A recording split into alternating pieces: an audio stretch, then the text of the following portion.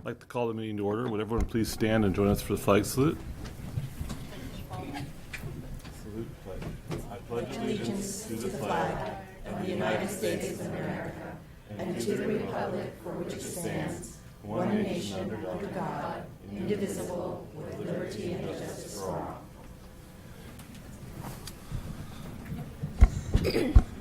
All right, thanks everyone for coming this evening. I'd like to start out with the approval of our minutes from our last meeting. I move to approve the minutes of the regular meeting of April 26, 2016. I'll second. All in favor? Aye. Okay, move on to the item 3, approval of the agenda and consent agenda. I move that we approve the agenda and the consent agenda. I second. Roll call. Alicia? Aye. Jacqueline? Aye. Andy? Aye. Terry? Aye. And I'm aye. Okay, we'll move on to item D, public interest reports presentations. And we have Anna here for her student rep report. Okay. Welcome. Hi, thank you. Aliso. On May 11th from 9 to 12 and May 13th from 11 to 1, Aliso's 3rd and 4th graders will be rehearsing at the Majori Luke Theater for the end-of-the-year performance of Rhythms from Around the World. This performance is sure to be spectacular. It will be held in the Majori Luke Theater on May 15th at 7 p.m. Be sure to get your tickets as they are selling fast. On May 12th from 8 to 12 is the annual Career Day in collaboration with Partners in Education. On May 13th from 8:30 to 12:30, Aliso's transitional kindergarten and kindergarten students will visit the Santa Barbara Zoo. On May 13th from 5:30 to 6:30, there will be an ELAC meeting in the school library. Last but not least, on May 20th, the BC Familia Family Bike Night at Aliso School will be held from 5 p.m. to 7:30. This is open to the entire Carpentier community. Aliso will host a family tostada dinner for $5 per plate, followed by a bike safety workshop, bike skills practice on the blacktop, and a community bike ride. Please come with your bikes and helmets. Low-cost helmets will be offered for sale during this event. Canalino. Canalino School looks forward to its annual open house and art show on May 25th from 5:30 to 7. Dinner will be served for $5 a plate, and proceeds will benefit the Student Council. Their professional art show featuring student work will be set up in the cafeteria, with special thanks to Lee Ann and Ben Anderson for their work on this. Canalino encourages incoming families to visit the school during this event. The 4th graders were all given the opportunity to visit colleges this spring, including Westmont, UCSB, and Cal Poly. The teachers continue the focus on college and career pathway awareness for the students. If you haven't had a chance to visit the Canalino College and Career Cafeteria, they highly encourage you to come and check it out. 5th grade students are in the midst of ballroom dancing lessons in anticipation of the big dance at the end of the month. This formal event is a must-see for 5th grade parents, an accumulation of the series of lessons and proper etiquette for Miss Trudy. Canalino is also looking forward to other end-of-the-year events like Beach Day, Relay for Life Recess for Maria, 5th grade versus staff kickball game, and the 5th grade promotion ceremony. Canalino staff would like to thank the Parents for Canalino, led by Nikki Yamaoka, for an outstanding teacher and staff appreciation week. The staff were blessed with superhero capes personalized to each teacher, and the staff wore them all week. The number of special treats, including 10-minute massages, and gift and notes and flowers was astounding. They were incredibly grateful for the superhero treatment. Summerland. Summerland will also begin an inaugural book fair during the week of May 16th. This is a unique book fair where they are featuring the beautifully illustrated and culturally diverse stories produced by Barefoot Books. The fair will be in the school's library on the afternoons of May 17th and 19th. Proceeds will benefit the poetry program at Summerland School.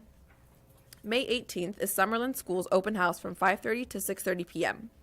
On May 20th, there will be a Parents for Summerland meeting from 8:20 to 9:20 a.m. Summerland's play practice is now in full swing on Tuesdays and Thursdays with play director Laser Schlomowitz in preparation for the upcoming Wizard of Oz play to be held on June 3rd at 6:30 p.m. and June 4th at 1 p.m. Tickets available for sale very soon for both performances at Summerland School, as well as sales at the door on both days at Main School Auditorium, 5201 8th Street in Carpinteria. Star Noah's final session classes for Rockstar Flower, Power, Fashion, and Science continue weekly each Wednesday from 1:15 to 3:30 p.m. through June 8th. Summerlin's Rockstar students will perform at the world-famous Club Avalon in Los Angeles, California on Sunday, May 22nd in Star Education's 11th Annual Battle of the Bands concert. Carpinteria Children's Project. This week, the CCP announced it will spin business operations out of the school district into a nonprofit corporation in 2017. They are incredibly grateful for the students' district's nurturing of the CCP, and they sincerely appreciate the support and contributions of CCP staff, CAUSE, district administration, and the board during this transition. 4 years and years into the future,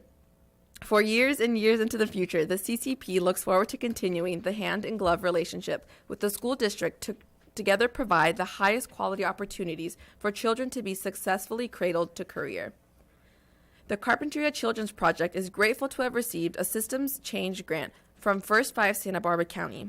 The city and CUSD are partnering with the CCP on this grant that will be used to plan an outreach effort to inform more members of the community about the Thrive Carpinteria network of health and social service providers, Get Focused, Stay Focused, as well as other initiatives. As an outcome of this effort, they hope that area business and organizations will join them in offering new opportunities for young people to learn about possible careers. Stay tuned. Carpinteria Family School. The 3rd through 5th grade students will begin their CASP testing soon and right now are taking the practice tests. On May 25th, the 4th and 5th grade class will go to Arroyo Honda Preserve for the day. On June 2nd, they will be the guests of the Lotus Land. June 3rd is the school's end of the year celebration. The 2nd and 3rd grade classroom is going to Santa Cruz Island on June 7th to study the habitat and biological richness of the island and channel, to learn more about the island fox, Chumash history, and to do the service project of beach cleanup at Prisoners Harbor. This is being funded through the same grant that funded the school musical. CFS is so thankful for the amazing opportunities that students have been able to partake in this year. CMS. At Carpinteria Middle School, the staff continues to focus on increasing purposeful student talk in our classrooms through peer observations. Purposeful student talk involves students using academic language to articulate and expand their thinking. It is a foundation for literacy and essential for a student-centered classroom. Last week, CMS students began taking their Smarter Balance assessments for language arts. They continue this week with the math performance tasks. On May 11th, CMS's Latino Literacy Project continues. On May 12th, the Kayak Club heads out to sea, but not too far. On May 13th, the 8th grade Advent students head off to Six Flags. On May 18th, some of the students participate in teen court, and the last school site council meeting will take place. On May 20th, the counselors will meet with 8th graders to discuss their 4- and 10-year plan so they will be ready to get focused and stay focused in high school. Rincon and Foothill High Schools. With just under a month before Rincon and Foothill Alternative High School's graduation, students and teachers are preparing for this momentous occasion, while also making the most of the time that's left. Seniors visited SBCC last week and were guided through the campus thanks to CalSoap to receive a very practical tour of the campus. Following that field trip, staff met with seniors to discuss upcoming senior events and expectations for this exciting time. In social sciences, Miss E is leading her students in an exploration of World War II through primary and secondary sources, with an emphasis on world genocides and the Holocaust.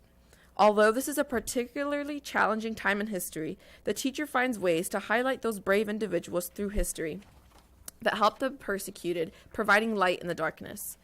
In career development, students have been fine-tuning their resumes in an ongoing resume workshop. Partners in Education will be visiting to conduct mock interviews. Mr. Reed students are seeing the crossover in science and math while they learn about the principles of electricity. Using simple items like lemons and vinegar, teachers have built batteries to power devices. Mr. Dayhill students have been developing their own autobiographical works in English class. Students have also begun a unit learning about their local history, utilizing a new documentary on the Channel Islands called West of the West. This recent documentary tells the various stories of human history of the Channel Islands, including early history, settlers, and the preservation of the islands. Students will be involved in writing and art projects related to the Channel Islands.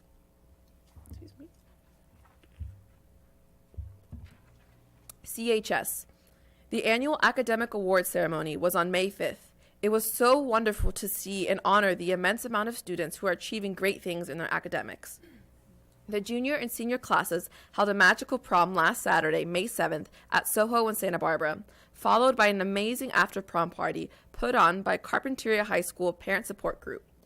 CHS wants to give a huge thank you to the Parent Support Group and also the chaperones for giving students probably the best time of their life.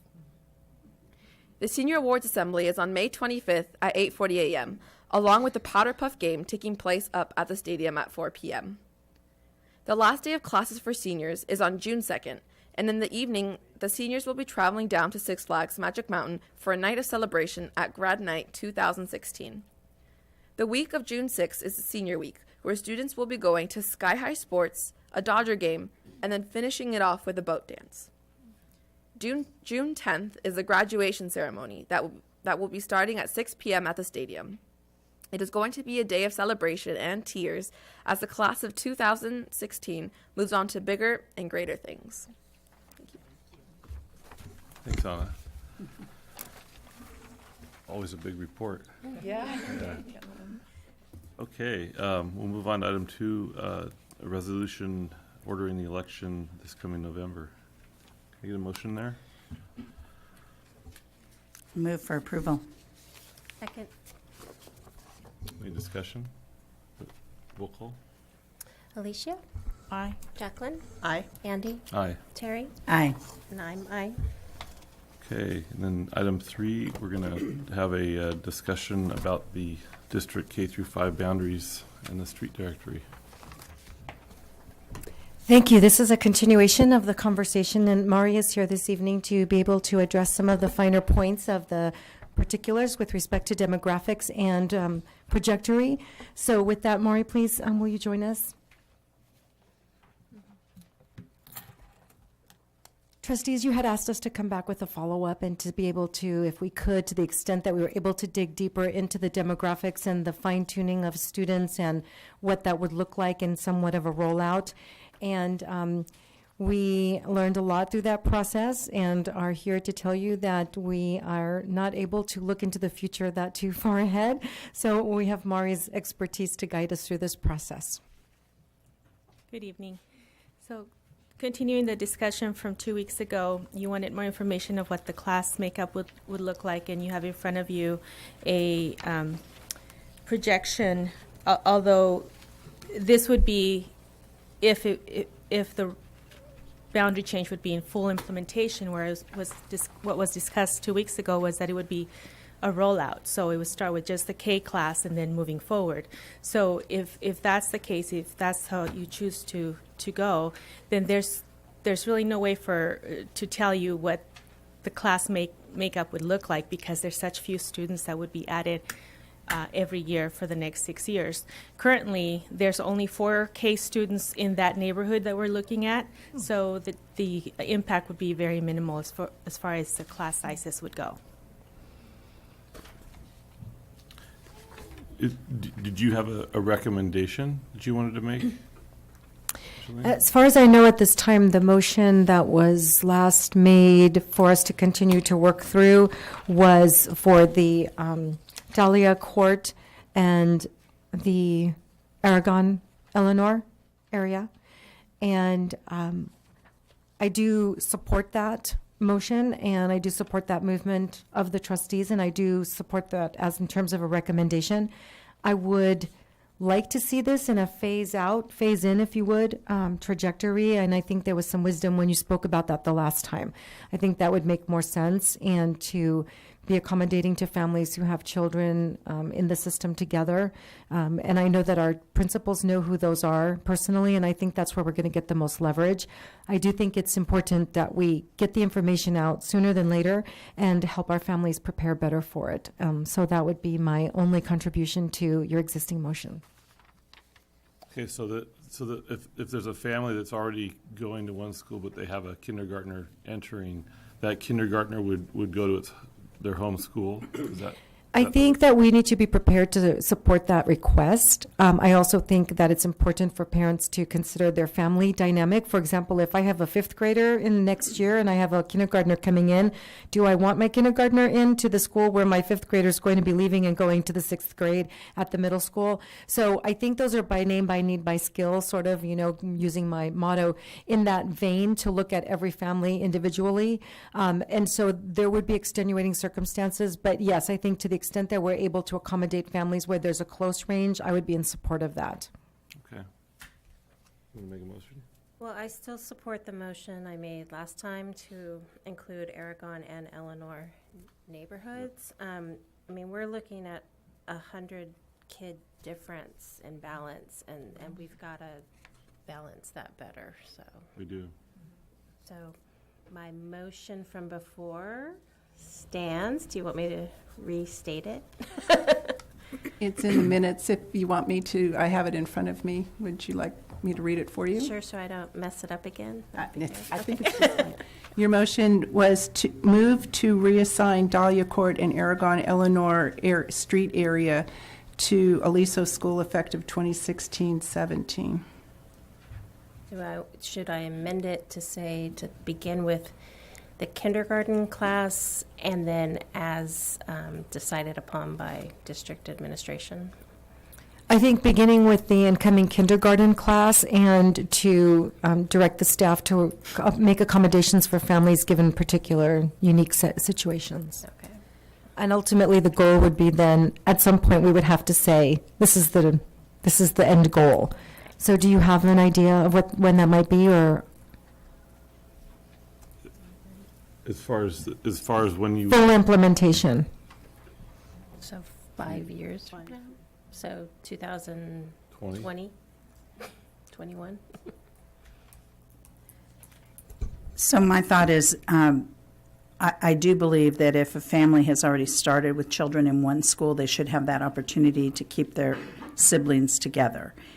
I also agree that each case might be a little bit different. As you mentioned, if there's a huge age gap, it might not be so important as if there's just a year or two between siblings. So I think that you're going to have to use some discretion there.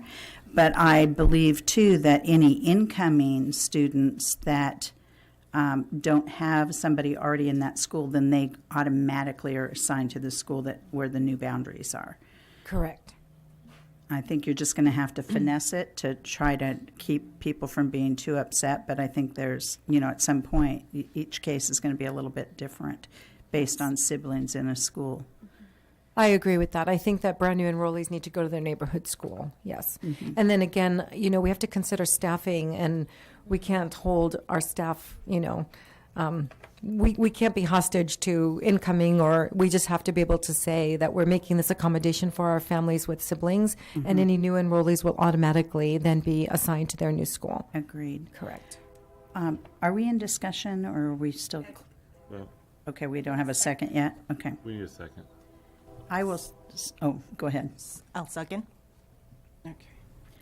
I just have a comment to make. I'm in support of this. I agree with Michelle that we want to try to balance population a little bit more.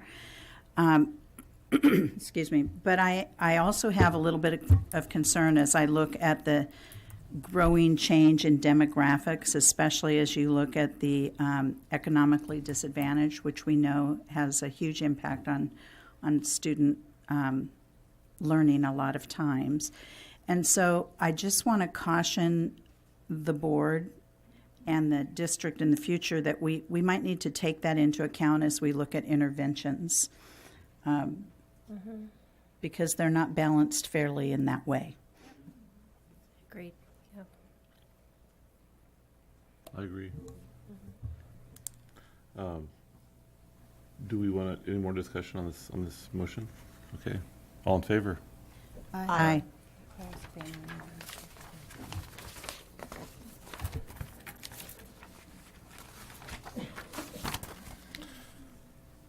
Thanks, Mari. Okay, we'll move on to item 4, mathematics textbook presentation and a first reading adoption. We have Clancy and Christy here. Welcome back, you guys.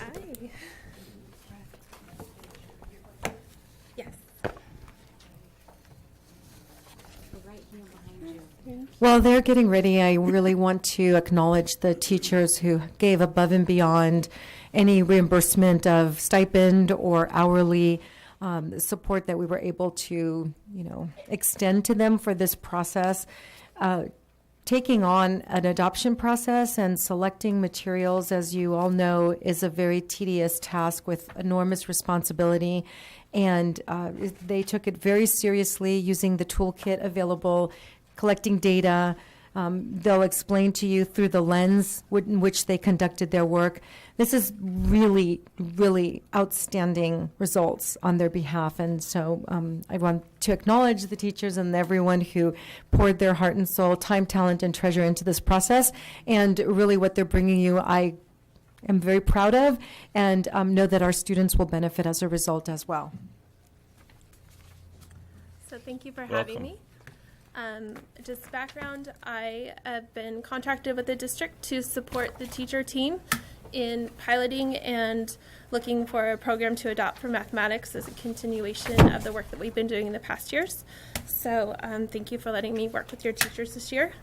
We had a team of teachers, K-5. We had about 2 teachers per grade level, a total of 13, to help us look at possible programs that we would want to adopt in our K-5 schools to support the learning that's already happening that we've started years ago with math. So we thank all of these participants.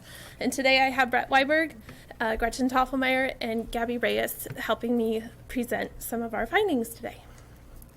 So our purpose for this endeavor is that in our district, we really see our math curriculum as being the learning that takes place through the interaction between the teachers and students.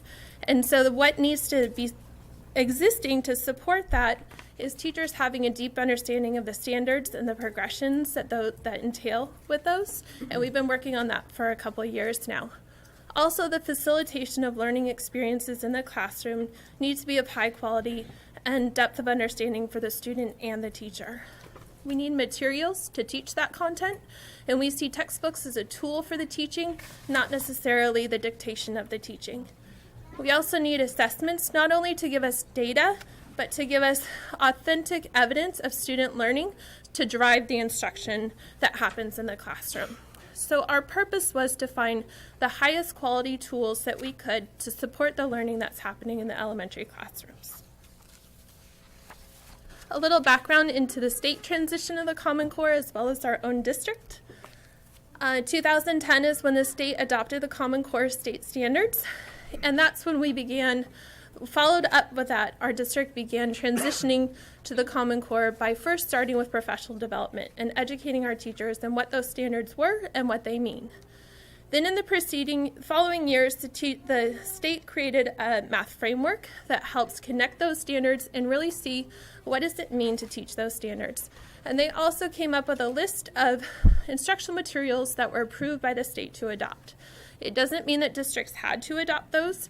They are what they approve, but we are open to adopt whichever programs we'd like. In our district, we decided in August of 2014 to use what we call open source instructional materials. They are state adopted instructional materials, but they are open source, meaning they're available free of charge to anyone that would like to use them. And we felt like at the time that was the best material that was out there, and we needed time for the publishing companies to really develop their programs instead of having just a quick fix for the transition of the Common Core. And so the state's expectation is that as of the year of 2014-2015 school year, we have full implementation of the math standards, which we do in CARP. And now we see that next year is when we would like to have an adoption of a Common Core state math program to support our instruction. So our process in this time.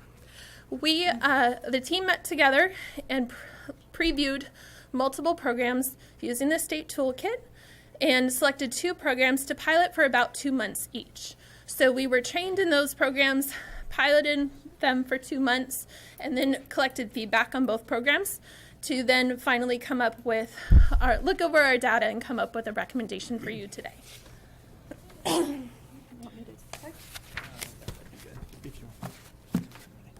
Hi, I'm Brett Weiberg, and I'm a second grade teacher at Aliso, and I was part of the process. So when the teachers first met, we talked about deciding what the key elements needed to be for our math instruction and what we wanted to see in a program that we were going to adopt. So we wanted to look for a program that had conceptual and procedural understanding and having a balance. We wanted a program that would be aligned to the state standards, that would be age appropriate for student materials, have authentic problem solving with relevant problems to the students, strong use of mathematical models, engaging activities, varied learning experience, and have a wide range with whole group partners, centers, high rigor, so that the expectations were high and that the students were challenged. And then having student discourse where the students had opportunities to think critically and talk about math using academic vocabulary. So we used the state adopted toolkit to decide which programs would be best to pilot. So some of the highlights of the categories that we were looking for was the alignment to the Common Core state standards. Also the focus of the major learning of the grade, meaning that 70% of the learning in a year is focused on the key standards that students need to be competent in by the end of that school year. The instruction around the Smarter Balance claims, which are those 4 overarching skills that Smarter Balance assess no matter what grade level, including reasoning, being able to critique the reasoning of others, using mathematical modeling to solve problems, using problem solving to solve real life world problems. And we also, another category was the development of standards in mathematical practice, which is a very key category for looking at a curriculum, because a book can tell you what to teach, but it can't necessarily tell you how to teach. And that's where the real learning comes in. The standards of mathematical practice are showing what students should be doing as mathematicians, not what facts they need to learn. And so we were looking for quality learning experiences where they would be doing those things. And then finally, just overall quality of instruction. So after looking at multiple programs, the 2 programs that we chose to pilot were Bridges in Mathematics, which comes from the Math Learning Center, and California Math Expressions, which comes from Harcourt Publishing. So when we were reviewing the 2 programs, all of the teachers filled out a rubric, and we looked at the following items. So the first one was the quality of math instruction. So we were looking to see if there was a balance of concepts, problem solving, and practice, that the materials were connected to the Common Core state standards, and that the students were engaged with the standards for mathematical practice. Then we were also looking at the program design. We looked to see if the program had logical sequence, that the lesson objectives were stated for students and for teachers, and that the materials provided students with multiple strategies to solve problems. We also looked to see if it was teacher-friendly, to see if the materials were user-friendly and if they required lots of amounts of prep time, and if the program had flexibility depending on the needs of our district, our school, and our students.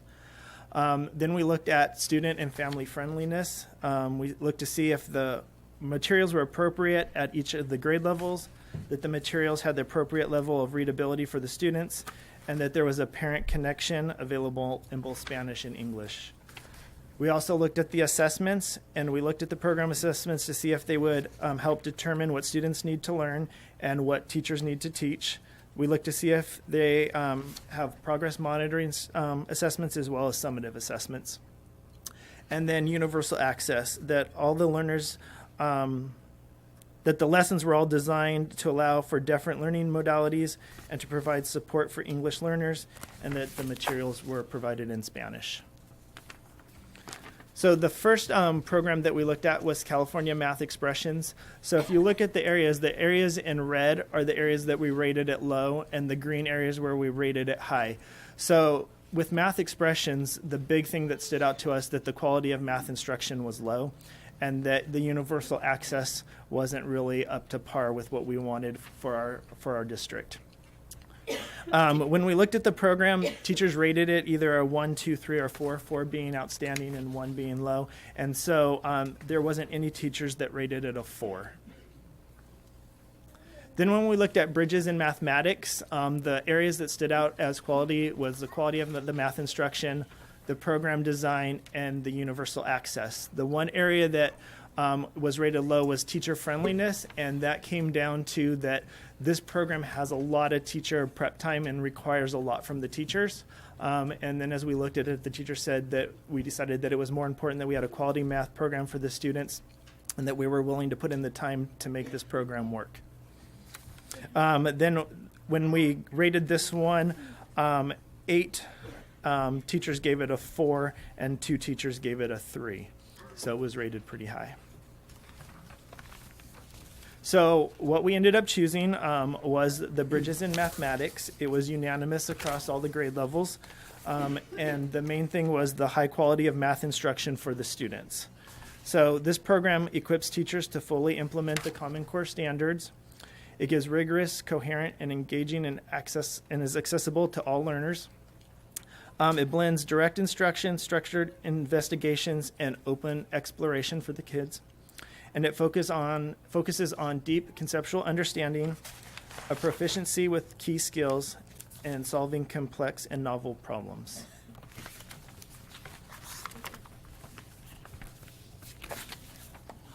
So the design of the program has 3 main components. One is called Number Corner. It's about a 20-minute routine every day that's centered around the calendar, but it's much more deep than just the calendar. It incorporates number sense, problem solving, patterning, algebraic thinking within that. And you'll see a little preview of that in a minute. The next component is problems and investigations, and that's the whole group learning. Sometimes it's a whole group direct instruction. Sometimes it's small group investigations where students are forming models or applying what they're learning. But that's the core main part of the day. And then there's also workplaces that are structured for certain days where students are able to gain independence in their skills. And it's an engaging way for students to practice their math skills. And they're in these small centers that students get to use, and they're taught within the whole group, so the students are independent with them when they're asked to do them individually in the workplaces. And so those were very engaging for the students. So we're going to show you just some quick videos of some students who were working with bridges. Unfortunately, our sound is not very strong on these, so you're not going to really hear the students, but the teacher is going to narrate what's happening in the lesson. You want to do the math? Hi, I'm Gabby Reyes. I teach 4th grade at Ken Lane Mill. And the video you're about to watch right now is my 4th grader. He's solving a division problem. It has a remainder. You can see here, those are the word problems. I think the word problem that he was working on was 29 cookies, and he had 4 students that you had to share those cookies with. And as you can see on his journal, he has the writing entry that's saying the 4 girls ended up receiving 7 cookies and a 4th of a cookie. And he's explaining to me how he started off. He started off with the sharing process, and so he's explaining that there, and he realized that he had 1 cookie left, so he could split that cookie into 4ths, and that's how he came to the conclusion that he was going to give every cookie 7 cookies and 1/4 of a cookie. As you can see at the bottom of that, there's another strategy that he used. So with bridges, we're able to teach all these different strategies and not just give them that one problem and then that one solution to the problem. So it's an example of one. So he didn't choose to eat the cookie himself? Yeah. So a big concept in 4th grade is what to do with the remainder. Sometimes it's a decimal, sometimes it's a fraction. Sometimes you need to round up because some things you can't split into 4ths, some things you need to round down. And so it's showing you that they're really teaching the students to reason with their math instead of just have a procedure and have the same type of answer every time.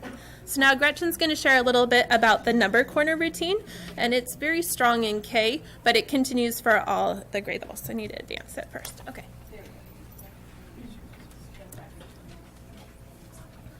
So this is actually half of my class in fast motion.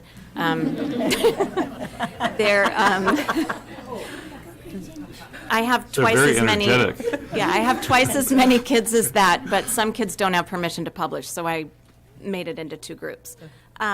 She's explaining, she's counting by tens really fast. The number of days we've been in school, so she's counting by tens, and then we counted the ones. And we're on 158, I believe, today. And this was yesterday. So then she puts another dot on the 10 frame to show that number. And the students, she's also, the links that you see, this girl is putting another link on. It's another way to give the concept of tens. So then I passed out the whiteboards, and the calendar in Number Corner, as Christy once described it, it's like it's on steroids. It's amazing. There are problems in this particular month. Every month has a new calendar with all these challenges for the students. And they're working with partners, so it's very engaging. And they're talking, well, they haven't started their partnering yet, but they will. And they're drawing the equation 4 plus 5 equals P. It's actually 9, but they still have reversals. So it's a little algebra there. But they're solving this problem. It was a word problem on the calendar that said Marco's puppy had, some 6. Anyway, it was a word problem that they're solving, and they had to listen very carefully, and it was amazing. And now they're working in partners. And this little fellow decided to explain. I asked him if he would explain his thinking to the camera person, and he said, well, I used my brain and I used my body. My body told me, and he went into this very long explanation of how he solved the problem, and even his spirit got involved. So, but they really do use everything to solve these problems. Their fingers and tools, which is very strong in this Bridges program, that there are multiple tools available to them.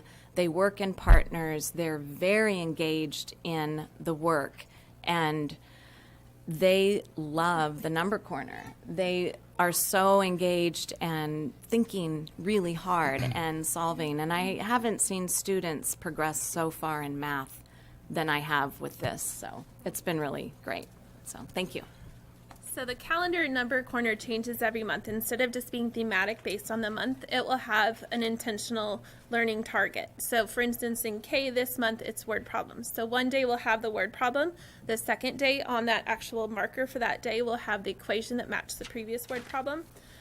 There's other grade levels where one month it will be different flags from around the world, and they're talking about the fractional parts of the flag. So if the flag has 3 different colored stripes, they talk about thirds and things like that. There's also a component called Calendar Collector, where they're collecting things each day. Sometimes it's collecting more coins each day, and they're tallying them up. In 3rd grade, they collect 1/4 liter every day, and so they get that idea of a fourth can become a whole unit, and then we have to fill another bottle by fourths. And so it's this progressional learning. Some of it is to review what they've learned before, and some of it's to preview what's to come up. So it's really intricate how they orchestrate the Number Corner along with the regular Bridges program. So just to give you a reference of districts in our area, there are many districts in our area that have piloted Bridges and also chosen to adopt it as well. And some districts are not adopting at this time, and some districts are choosing to still use the open resource materials that are out there as well. So we've communicated with the other districts that are using Bridges. Some of our teachers have observed their classrooms, and we look forward to collaborating with those other districts to talk about implementation if it is what is accepted for next year. Some anticipated expenses and needs for this program. The initial year adoption cost is there, and with this program, it comes from a nonprofit organization, and you purchase your materials and you have your license for all of the online resources, but you kind of buy things a little bit more a la carte. So it's not you pay for a 6-year contract and you get replacements every year. You can choose to replace the consumables year by year, but we also have access to them in PDF online and with the teacher materials. So if we choose to just print our own in the future, we can do that as well. And also with the initial year of the adoption, they provide a 2-day orientation for the teachers. One person comes to train K2 and one person comes to train 3-5. So we see the professional needs and implications of this program. Like Brett was saying, it is more demanding on the teacher, and more of that quality of learning is resting on the teacher. It's not as scripted as some of the other programs out there. So we feel that this orientation training from the Math Learning Center is very important. And we also see the need for grade level support, especially during this first year, if we do implement it, that we would want to have more collaboration between teachers at a certain grade level to talk about actual implementation of these tasks and the lessons. And so having a real focus of, this is our, math would be our initiative that year. We're not going to focus on piloting or adopting something else. We really want to devote our professional time to implementing this program with fidelity. And then we also are excited about the opportunity to collaborate with other districts that might be implementing this program as well. So we have samples of the materials on display at the district office for the next 2 weeks. So anyone in the community is welcome to go and preview. There's 2nd grade and 5th grade materials available for anyone to preview. Great. Thanks for the presentation, and thanks to all of you for all the extra hard work you put in. I know, because you and I have spoke about this a lot, haven't we, Christy? One question I have, and maybe Clancy will cover it with the secondary, is how this will integrate with the curriculum moving forward with grade levels. So Clancy's going to address what the secondary teams have decided to adopt and how it connects with what we're choosing in elementary. So we were both aware of what we were piloting, and both of the programs that you'll see that are up for adoption do fall very closely in line to just the philosophy behind it, and the focus of instruction will be very well connected between 5th and 6th grade. Great. So Bridges is only a K-5 program. It doesn't go beyond that. I have a question. Will Dreambox still be a part of this curriculum? So Dreambox is optional to still be a part of it. One part of Bridges that is kind of lacking is they don't have a lot of online materials. Dreambox was created, or one of the great mathematicians out there was a consultant for Bridges and also helped design Dreambox. So they do mesh very well. So if the schools desire to keep Dreambox and have that be that support, and I've heard K2 teachers are really in favor of keeping that, it shows the same representations, the same modeling. It's Common Core aligned as well, so there will be a lot of overlap, so it will be a good support for the program. Thank you. Mm-hmm. Any more questions? Let's let Clancy go on, yeah. Do I get a clicker? Oh, okay. She's going to get it on your slideshow. Oh, okay. Shorter.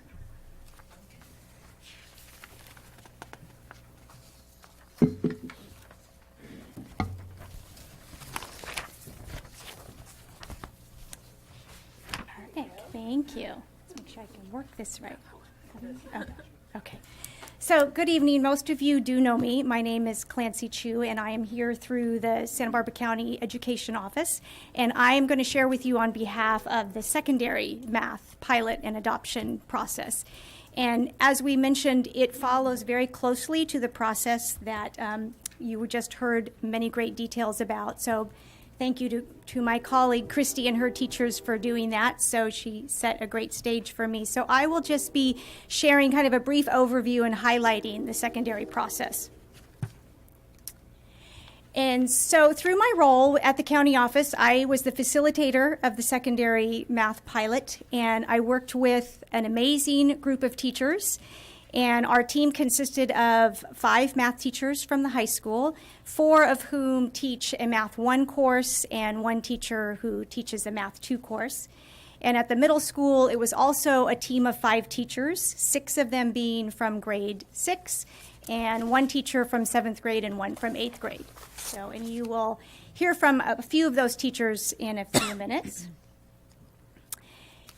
So I think it's important to remember that the key ingredient to strong mathematics instruction is truly the classroom teacher.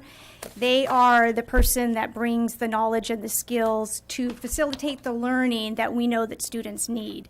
And so, as Christy mentioned, the mathematics curriculum or set of materials is just a tool to support the teacher in order to create those learning experiences.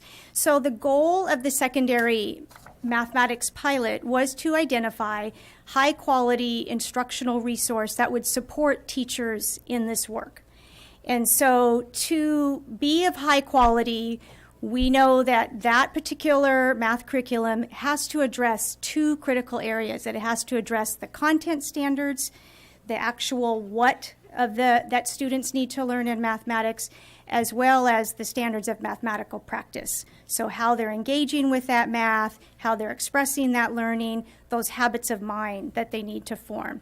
So that's one thing that we know that the instructional resource needs to support. And also, it truly needs to address the three key areas that make up the areas of the Common Core mathematics. And that is the focus, that it does have the emphasis on the major work of that particular course or grade, the coherence, that it really does cover the progressions from one grade to the next, and then also that the rigor, that there is the equal intensity of building conceptual understanding, building into procedural fluency, and as well as applying it to our real world.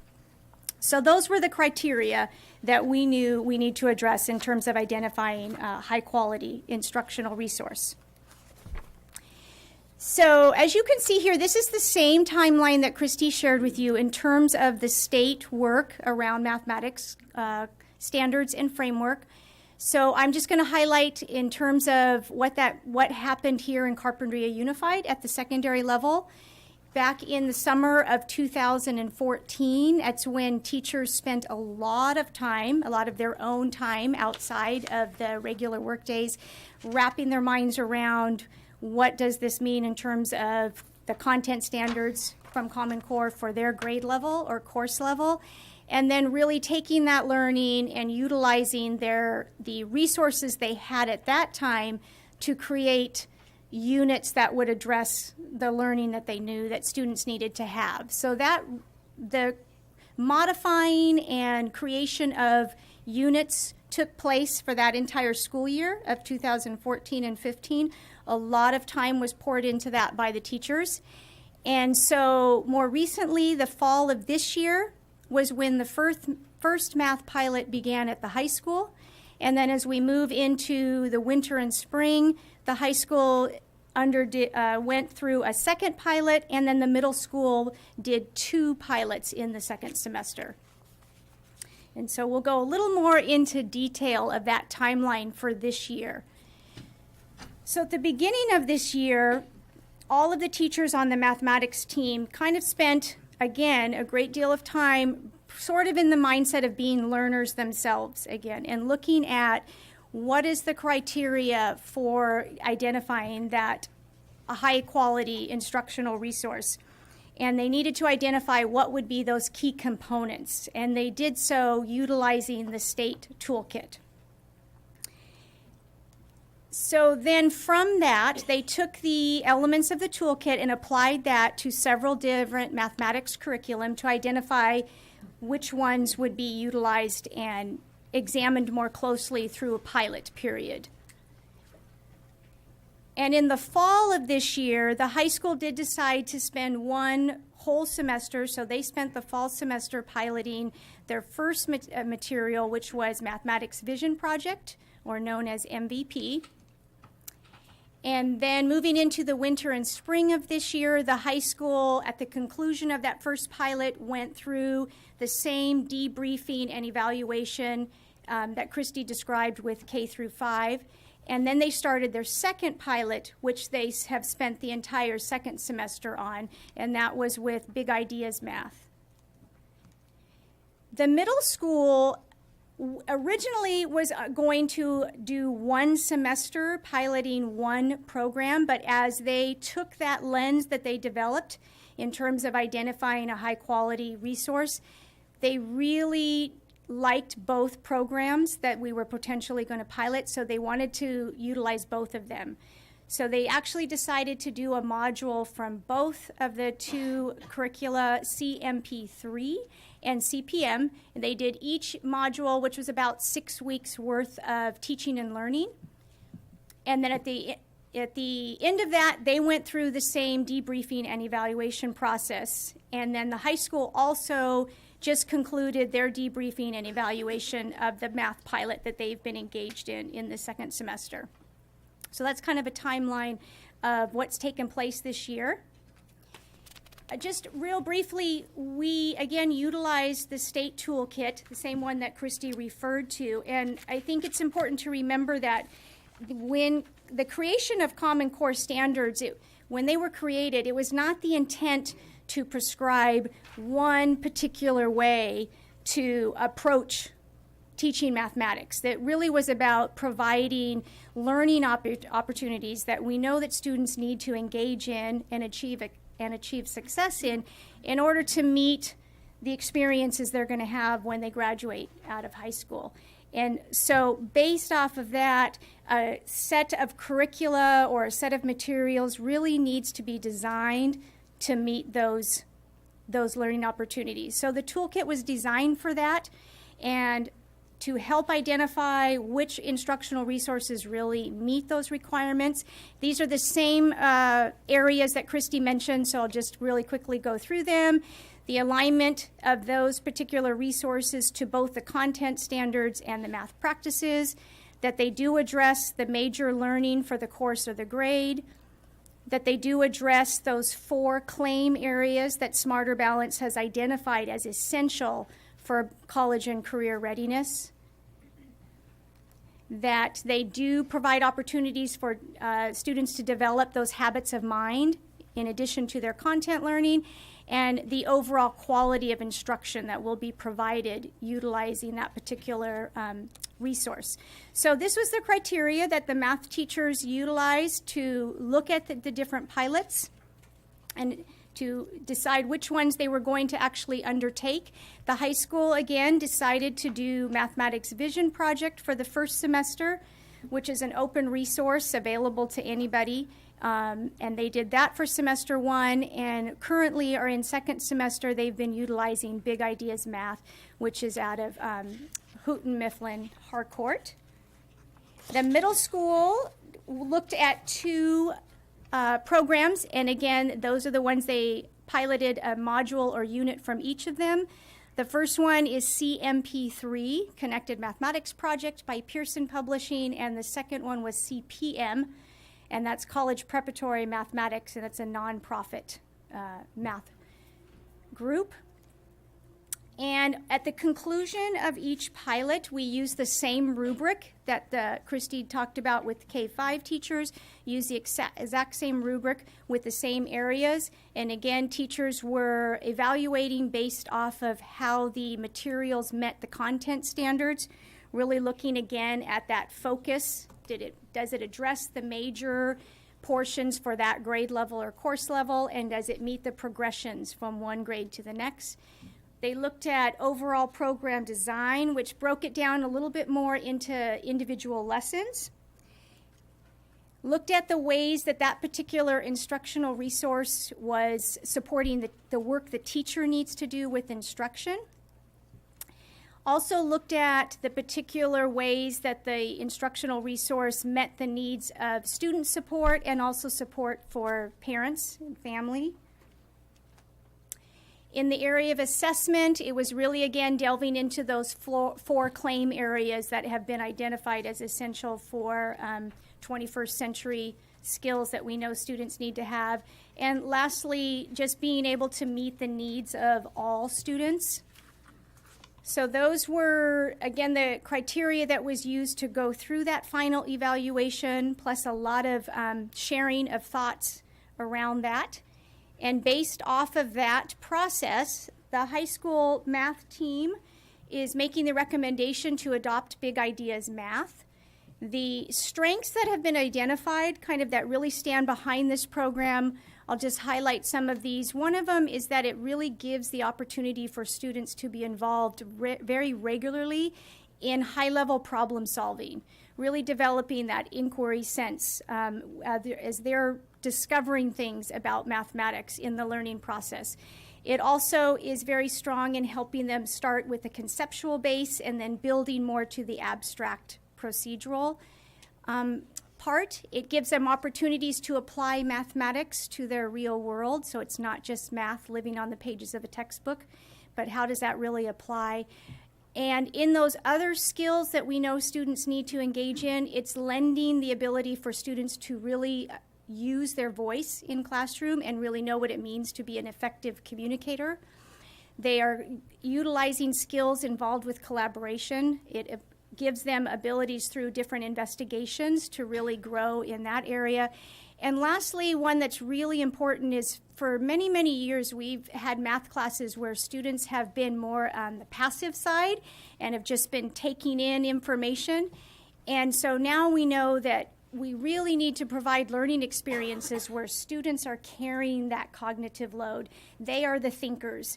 They are the ones that are producing knowledge and really forming and making sense. So that was a strength that the teachers felt Big Ideas is really going to be a tool that is enabling them to provide those learning experiences. And the middle school is making the recommendation to adopt CMP3, Connected Mathematics Project. And you'll see some overlap here again, which I think speaks highly to these programs and why they are what teachers are really finding as a good tool, and overlap also with what Christy was saying that teachers found in Bridges. So for the middle school, again, this curriculum gives them the ability to have students engaged regularly in problem solving, a lot of opportunities for students to have the discussions, to share their thinking when they're in class. This particular material really is built off of a program that is not taught in isolated chapters, but there's a lot of connection across modules and connection, and students continue to revisit material because we know that not everybody masters something all at the same time. So it really allows for that. There's a strong technology component, both on the teacher end and the student end. And it does really support, again, giving teachers a tool to help students in that area of the math practices, which is one of the more challenging areas for teachers to try to delve into. And so I am going to let you hear a little bit, I think, hopefully they're here, from a couple of our great teachers. I don't know who wants to go first. Oh, you don't need this. I'm Jennifer Foster. I teach at the middle school. I teach 6th grade. And I know that a lot of my teachers weren't able to come, but all of my teachers were a part of this pilot process, and they did pilot both. So I have a little statement that we wrote together, so I'm just going to go ahead and read it since they're not here.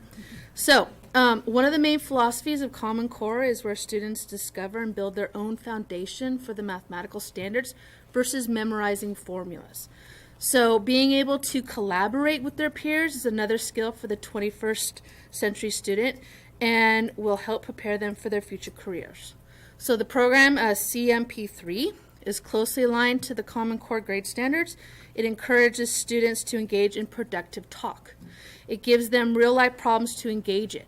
So in terms of 6th grade, students were able to analyze different fundraising goals at different grade levels over multiple lessons to discover properties about ratios and proportions.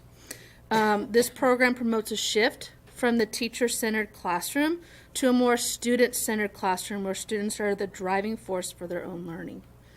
So one of the two programs that we piloted, the CMS math teachers felt that this program, CMP3, offers us a really solid foundation and resources to help us move into this new era of teaching and student learning.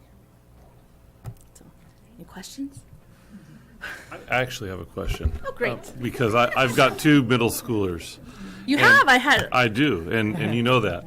And they both learn very differently. Right. And during the open house, as we were walking around, we visited Ms. Rios' class, and one of my kids loves I can't remember the books, but one of them loves one of the books and one of them loves the other book, and they both had very good reasons to back it up. Right.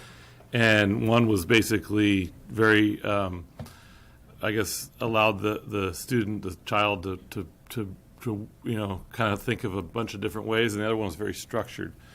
And I'm just wondering,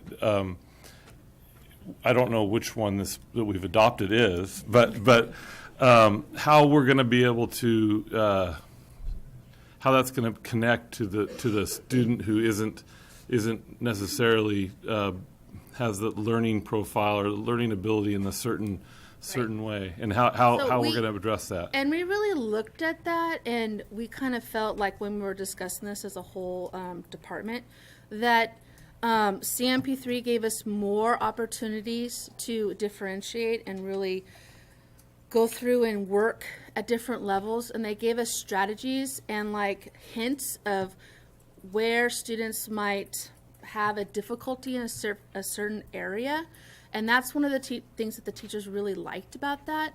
It also had to us it's more of like a foundation, and it gave us a wide variety of problems compared to the other program, where we had lots of extensions for some students, but also going back and refocusing on some of the other skills, also that review type thing too.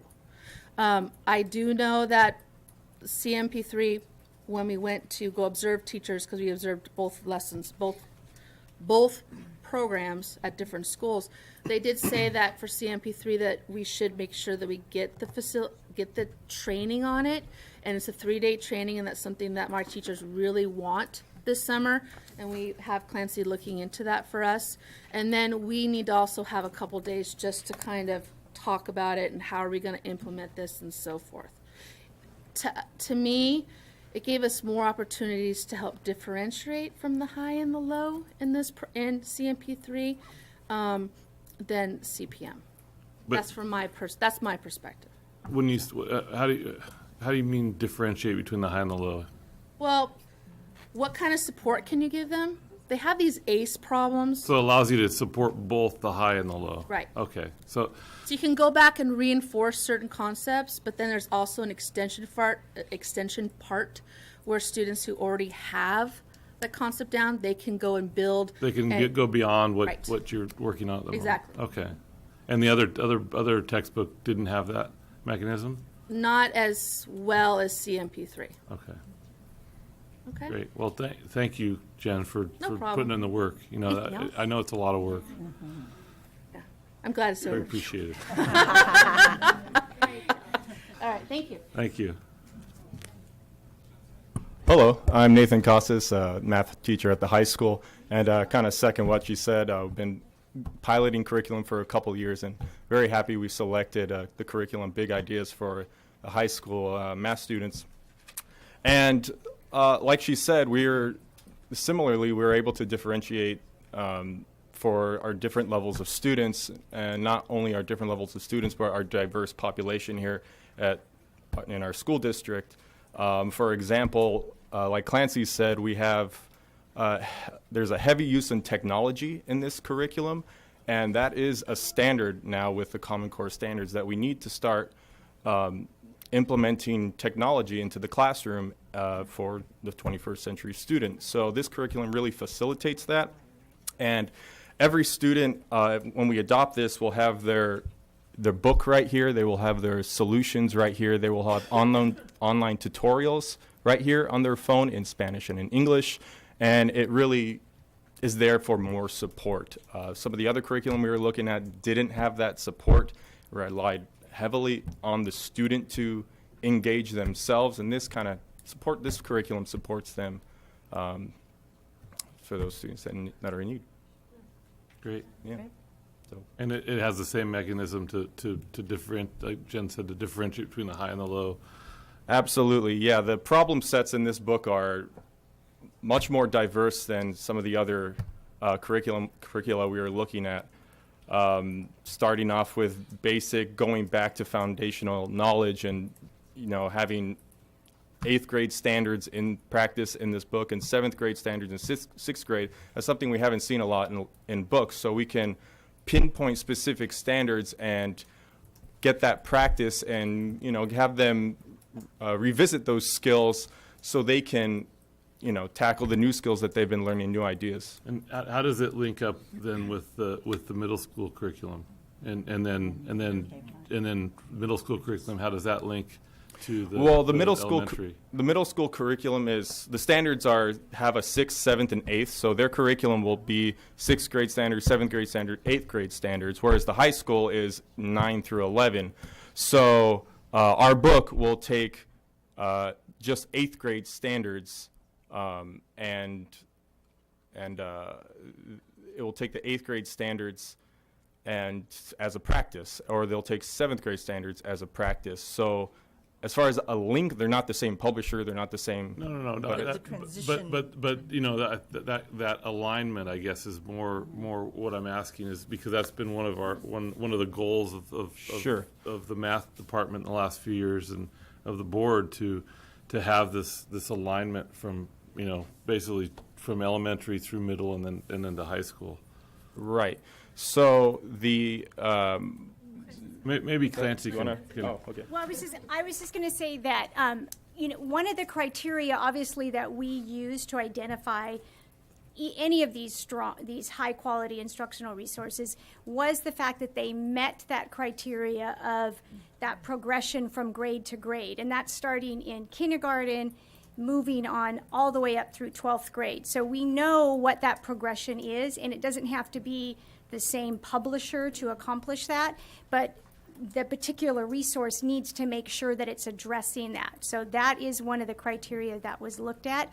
And also, I think if we think back to the different strengths and things that were mentioned about what it is about these programs, there's a lot of overlap in terms of what is the instruction going to look like in the math classroom. When we talk about those standards of math practice, those are the same kindergarten through grade 12. So how students are engaging with math, it will look a little different between a kindergarten versus an 8th grader, but it's based off of those same practices, and these curriculum all address that in a very strong way. That's one of the criteria that was identified to make them a high quality resource.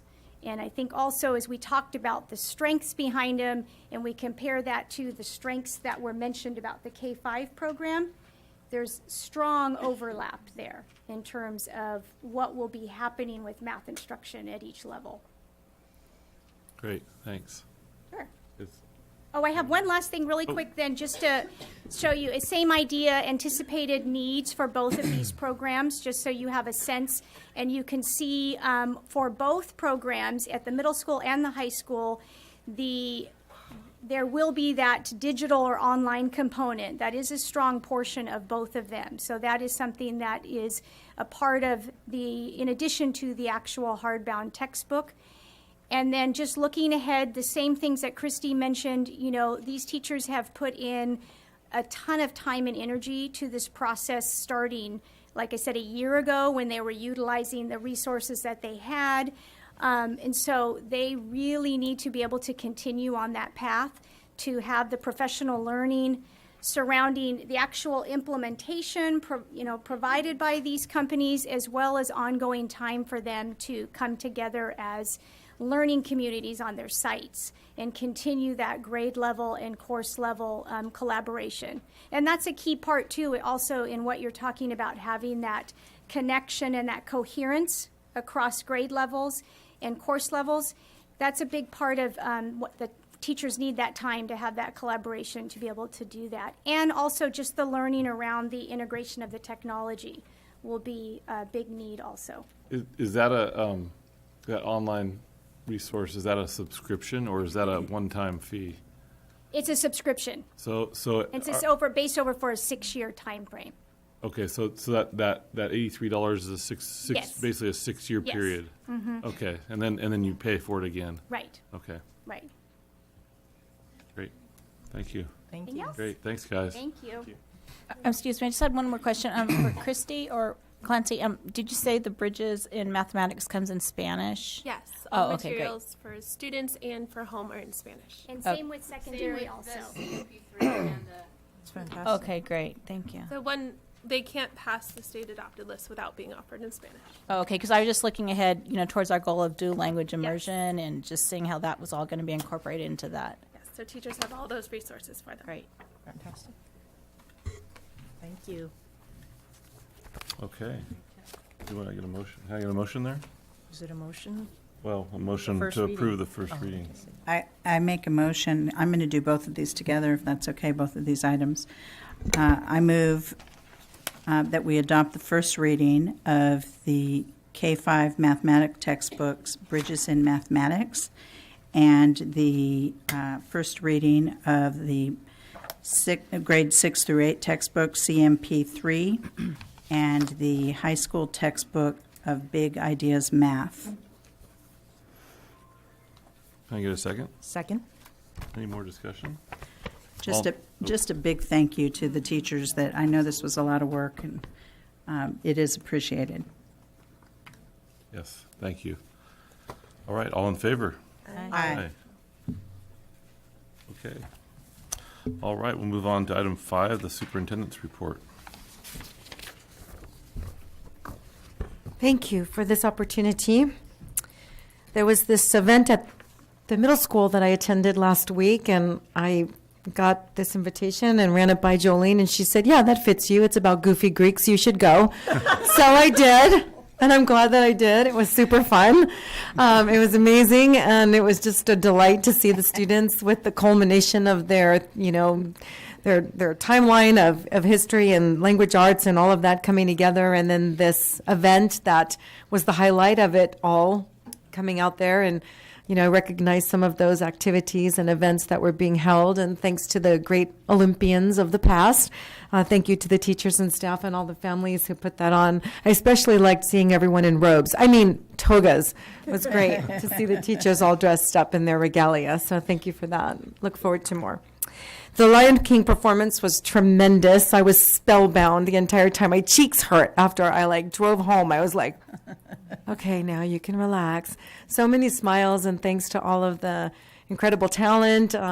Certainly the students were just phenomenal. Some of our youngsters have incredible voices. I mean, tremendous artistic skills and talents in there. Thanks to you all. And I think I have a raffle I'm trying to hone down. So if you have any details, there you go, Julie.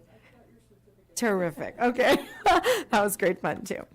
I was grateful to attend the high school award ceremony as well, and thank the teachers who attended and helped with the certificates there. And proud to see so many of our students that applied to and were accepted by my alma mater, California Lutheran University.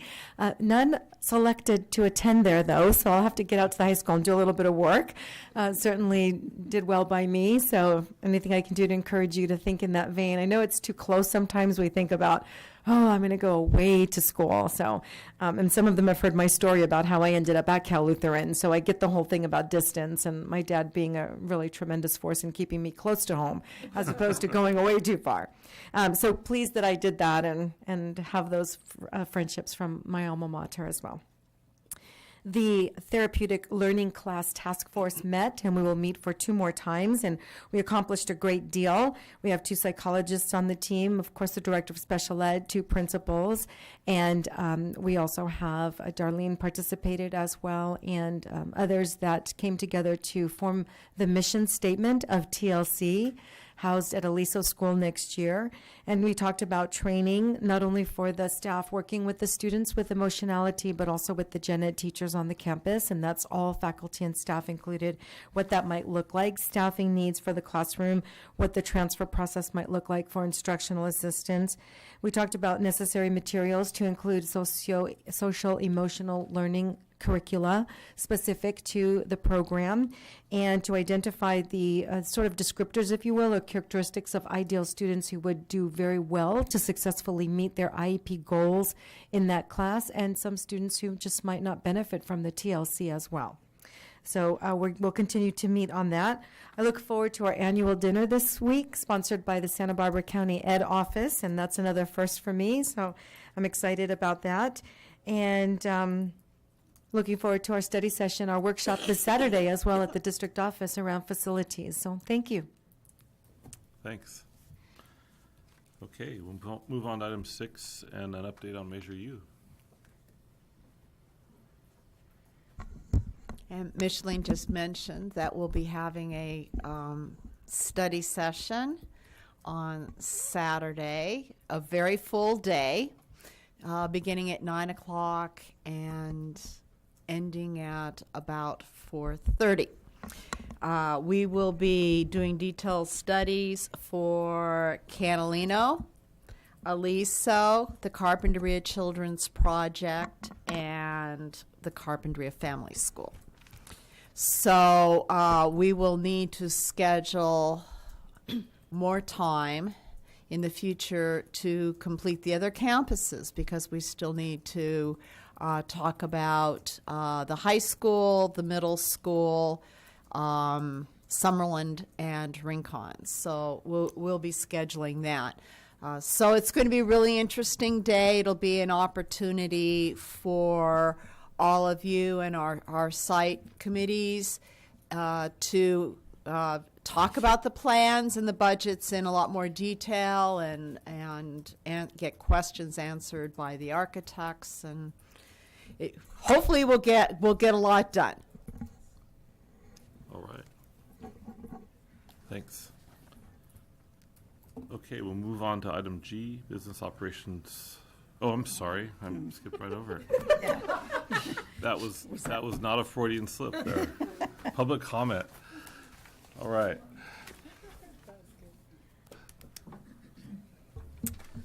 Our first speaker is Deborah Leiter-Weldy, and she has time ceded to her from Robin McCulley and Jennifer Foster. I don't know if I need all that time, but I thought I would take it if I could. I'm speaking in behalf of the negotiations that are taking place between our cause representatives and the board. Again, my name is Deborah Leiter, and I am going to read what I'm saying because I have a lot of statistics here that I wanted to make sure I get straight, so excuse me if I'm not just speaking off the cuff. But I've been teaching carpinteria for many years, since 1994. And this is not my first time speaking, obviously, in behalf of my colleagues. I feel like my mistake in the past has been to address the board citing personal issues and feelings that my colleagues and I have all experienced as a direct result of inadequate compensation and benefits.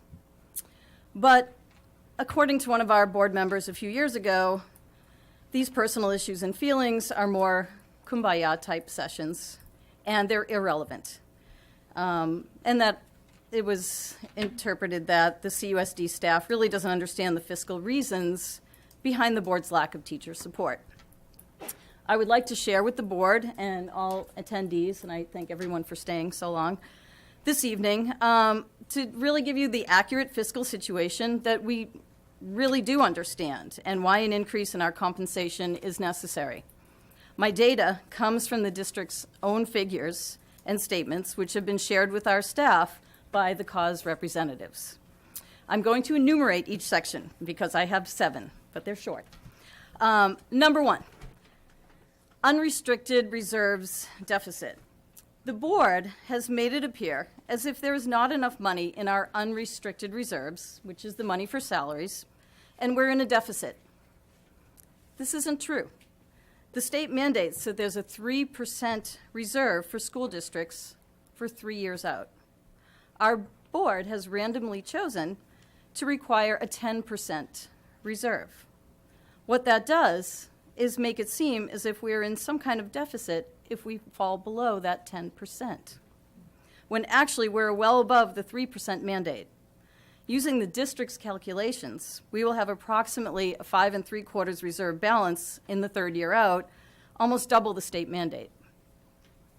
Item number 2, healthcare. For the past approximately 15 years, the district has overprojected that healthcare costs will double.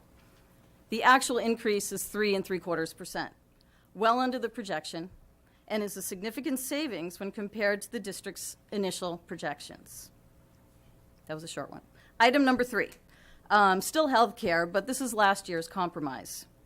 CAUSE has saved the district $240,000 by accepting less healthcare options than previous years. With our new 80-20 plan, we pay more out-of-pocket expenses, and yet salaries remain one of the lowest in the region. Number 4, salary and benefits. In the past, we have been told that salary and benefits for all employees are 85% of the total budget. It's a lot. But now, 85% of the new revenues, mostly property taxes, are not reserved for this purpose anymore. The district's own attorney has acknowledged this to be true. Perhaps you can explain to us why money intended for a cost of living adjustment is no longer used for the purpose for teachers. Number 5, Measure U, which we were just discussing.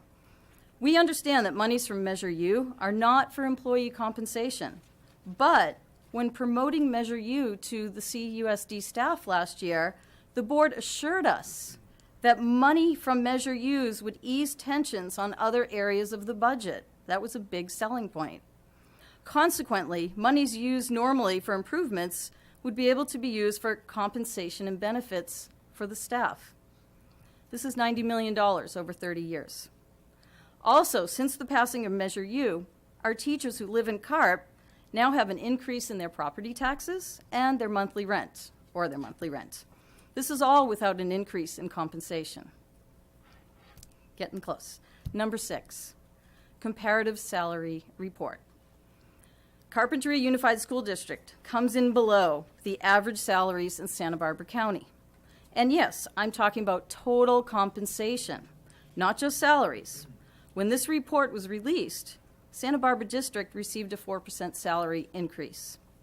When compared to Ventura County districts, we also fall behind their average compensation. Yes, we do receive a healthcare bonus, but other districts where employers contribute the same amount as CUSD still have a higher salary. Lastly, number 7, a few points to ponder. First of all, the cost of living in Carpinteria is 16% higher than the California average. Santa Barbara is similar, and Ventura is 5% higher than the California average, where many of our staff live. Other districts acknowledge this fact by fairly compensating their employees in this region. The cost of living in Carpinteria is 57% higher than the national average, but we love it here. In California, the cost of housing is 175% higher than the national average. And our California sales tax is 47% higher than the national average. So we got a lot to pay for. Facing these numbers, which include under-projected reserve balances, an inflated reserve base, inflated projections of healthcare costs, $240,000 of healthcare savings for the district when we accepted that 80-20 plan, new monies as a result of Measure U bond, the Measure U bond, regional salary comparisons, and the increased expense of living in this area. There should be no question that this is the appropriate time to move forward with a compensation increase to a level that is commensurate with our neighboring districts. Thank you.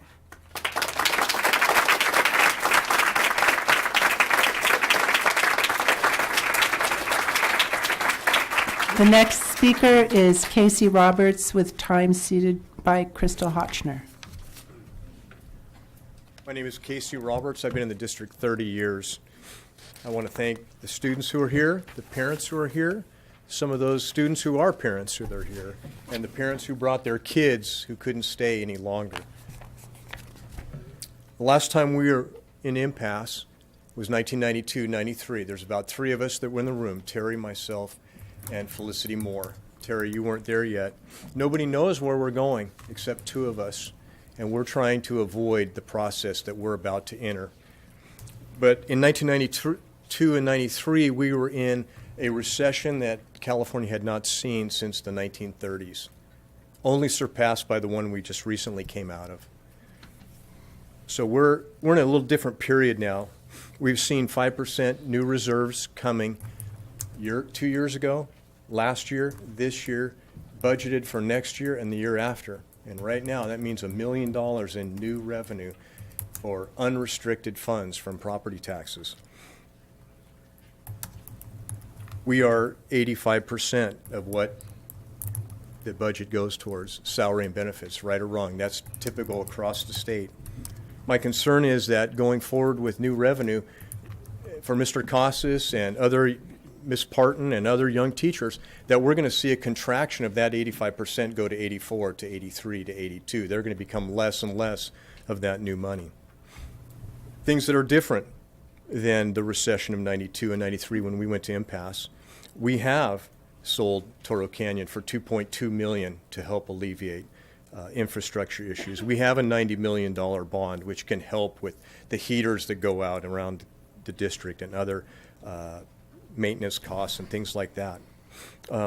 We were told last year that we should get behind this bond and support it because it will free up, as Deb said, money from the unrestricted fund for compensation.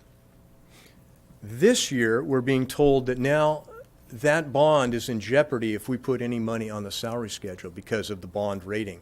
And I'm going to frankly ask the board and the community to ask the board this, which is it? Should we get behind it? We've gotten two versions in the last 2 years. So I'm going to ask you, which is it? It can't be both. Is it the bond rating that's going to go before compensation? Or what you said last year, has that changed? We are basic aid. And for 8 years, we've been basic aid. And we've been told we are not Montecito, we're not Cold Springs. We get that. They're spending in Montecito $25,000 per student. That is a crime, and all of us should be fighting that. And we're all agreed on that. But we've been compared to Goleta. They're about our same size. Yes, they're K6, I believe. I don't think they go through 8. But in every year, we've been talking about how similar we are. They have 3% on their salary schedule this year. We have a board policy of 10% that was born out of the Great Recession of 2008 and 9. We get that. We understand your concerns. But it's 300% over the state mandate of 3%. We have 10. With these young people who come to us, they ask for us for accommodations. They're coming late from water polo or they had extenuating circumstances. We work with them. We're asking the board to revisit that policy of 10%. That was the Great Recession. We're in a different period now. If we are in deficit spending, I wonder why. How can that be? Teachers made a concession last year of $240,000 on their health care. Over 2 years, that's going to be $500,000. In 4 years, that will be $1 million in savings that have come from compensation. We have bought into this. We have paid for that, and our families are paying for that. So deficit spending, I have questions about that. Terry, you and I have spent a long time working together. We have done a lot of good work behind the scenes that this room does not know. And I'm calling upon you and myself to get this thing done. Let's move our sides to avoid impasse. Because if we go to impasse, and Terry, you're greatly respected in this community. You've served faithfully on this board longer than anybody I know, maybe other than your father. But in many years, we do not want to go to impasse. And young people ask us what impasse is all about, and we have a chance to talk about it. But it's going to take a lot of time, a lot of effort, and a lot of money. And it's going to wear people down. And our side is going to ask all of our teachers to support us while we're spending time preparing for impasse. We're going to ask you to do the same thing and side with us. We're not going to be able to get done all the things that we need to do because we're going to have to prepare for presentations and defenses and arguments and counter-arguments, fact-finding, and all the rest. And that means voluntarism is going to be on the wane, and we want to avoid that. Our superintendent has told us, please don't do that. Please don't stop writing letters of recommendation for financial aid and for college applications. Please don't stop doing things for our children, giving up weekends and prep time and lunches for clubs and all the rest. Please don't do that. Fill out a time card, and we appreciate that gesture, Superintendent Miglis. However, that hourly rate is 25% less than what it is in surrounding districts for the same labor. At some point, we have to take a stand. So I want to say this to the young folks, to the young teachers. I'm worried about the contraction of 85% into lower numbers going forward. School board, revisit that. Community, I want you to really think about where we're heading with impasse. This is not going to be a pleasant time, and we're going to end up being about the only basic aid district that has a $90 million bond, a sale of a $2 million piece of property that will be at impasse. We can get this done if there's will on your side of the table. Thank you.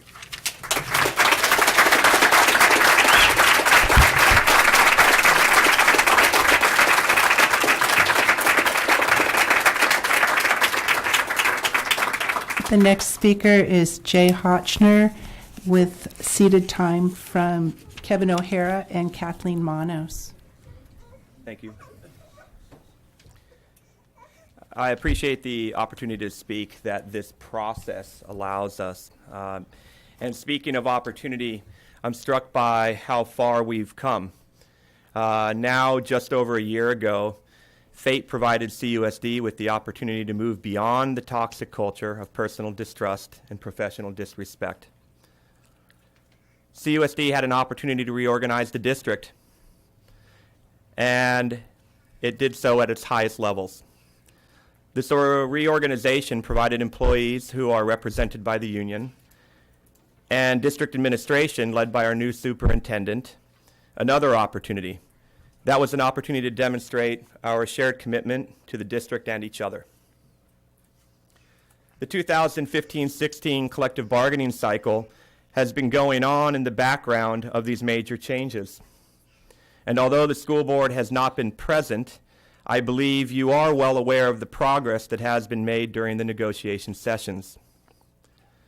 Throughout this year, the bargaining partners have worked together to make significant improvements to the contract. And this is demonstrated by the agreements and the tenor of our conversations at the bargaining table.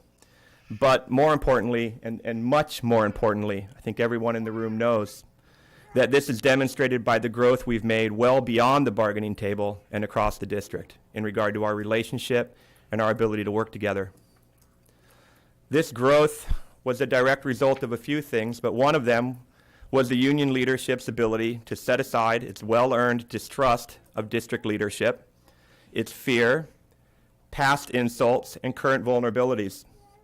We did this in order to move forward and to work productively with the new district management on a level that was simply impossible just a year ago.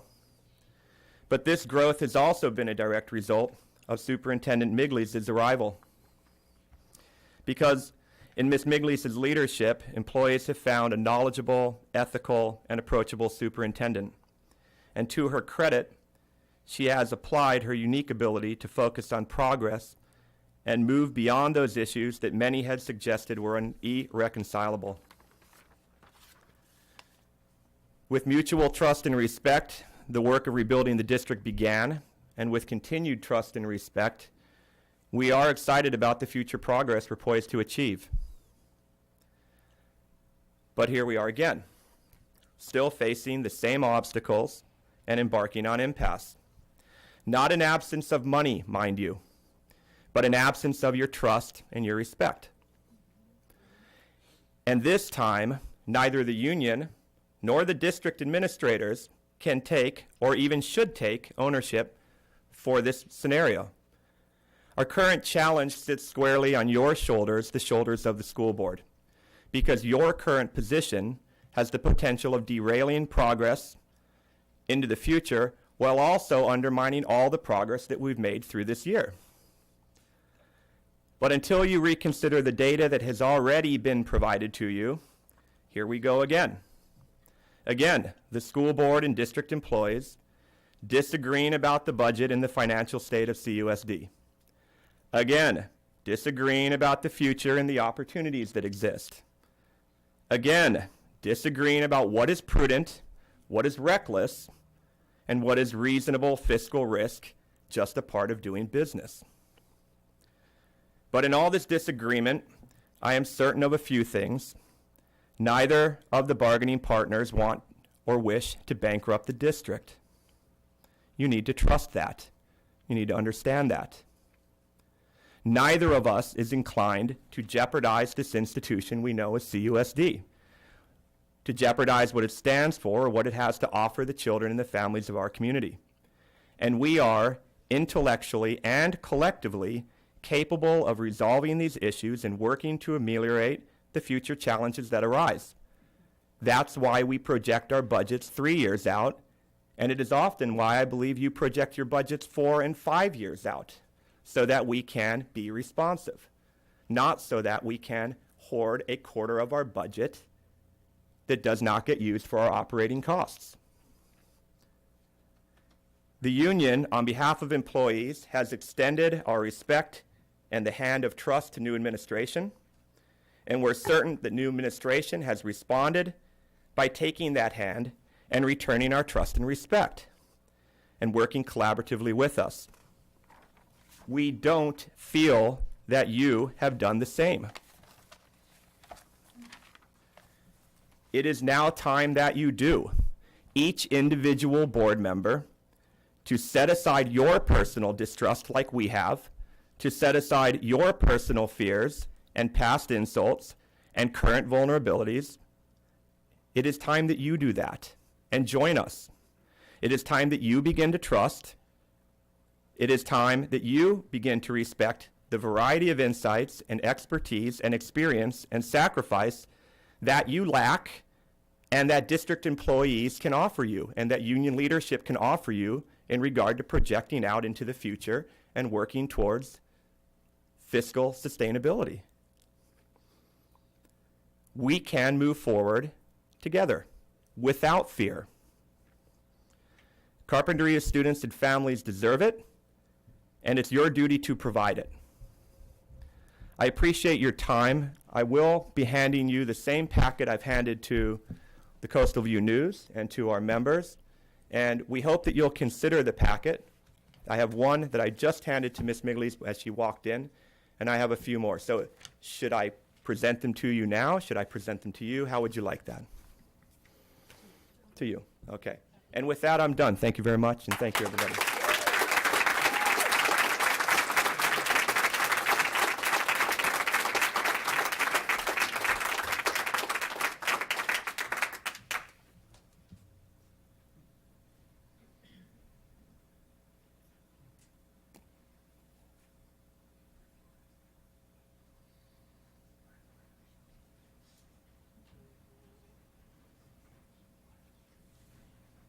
All right, the next speaker is Angela White, and with time ceded by Kara Lee.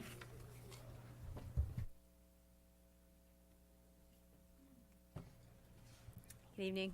Angela White. You might remember me as Angela Carreño. I've grown up here. I chose to teach in this district, and I was recalling the other day that when I was first deciding where I would teach, I received several phone calls from El Rio district enticing me to come to Oxnard to teach for a great deal more pay, and I chose to stay in my community where I have grown and where I love. And even though recently I moved to Santa Barbara, I just wanted to share with you a letter that I received last week and how I felt about that letter, and I'm going to read you my letter that I wrote in response.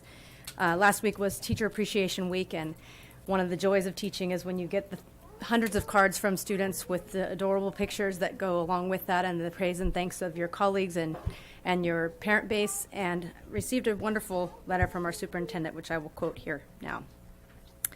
The trustees and I wish to extend our most sincere gratitude and highest appreciation for everything you do, day in and day out, to serve our students and make our community one of prestige and envy. Your personal dedication and commitment makes Carpinteria Unified School District the standout that it is. And first, let me begin by saying that I have the utmost respect for our new superintendent and consider her style of leadership to have been a welcome and necessary change for our community. I believe her sincerity in extending her appreciation to us, but there is a history here. It seems that our negotiators spend an entire school year working with our district and board of trustees, representing countless hours of prep time to be away from their classrooms, to garner the best possible true acknowledgement of our commitment to our students. Somehow, this message of appreciation has managed to fall in the very same season when we are denied a fair and reasonable cost of living adjustment on the salary schedule. This has happened more than one occasion. We get this thank you letter from all of you all at the exact same timing as this negotiation falls apart. It makes messages like highest appreciation for everything you do day in and day out feel rather frustrating. I fully agree that our district is a standout, though perhaps not for all the right reasons. As educators, we do rise above these mixed messages to offer the utmost quality of service to our students. However, we continue to be far below other districts in compensation in our surrounding areas when all possible comparisons are considered. I would feel appreciated if the district would acknowledge the reasonable requests of our negotiators, which are well within our reach. Thank you.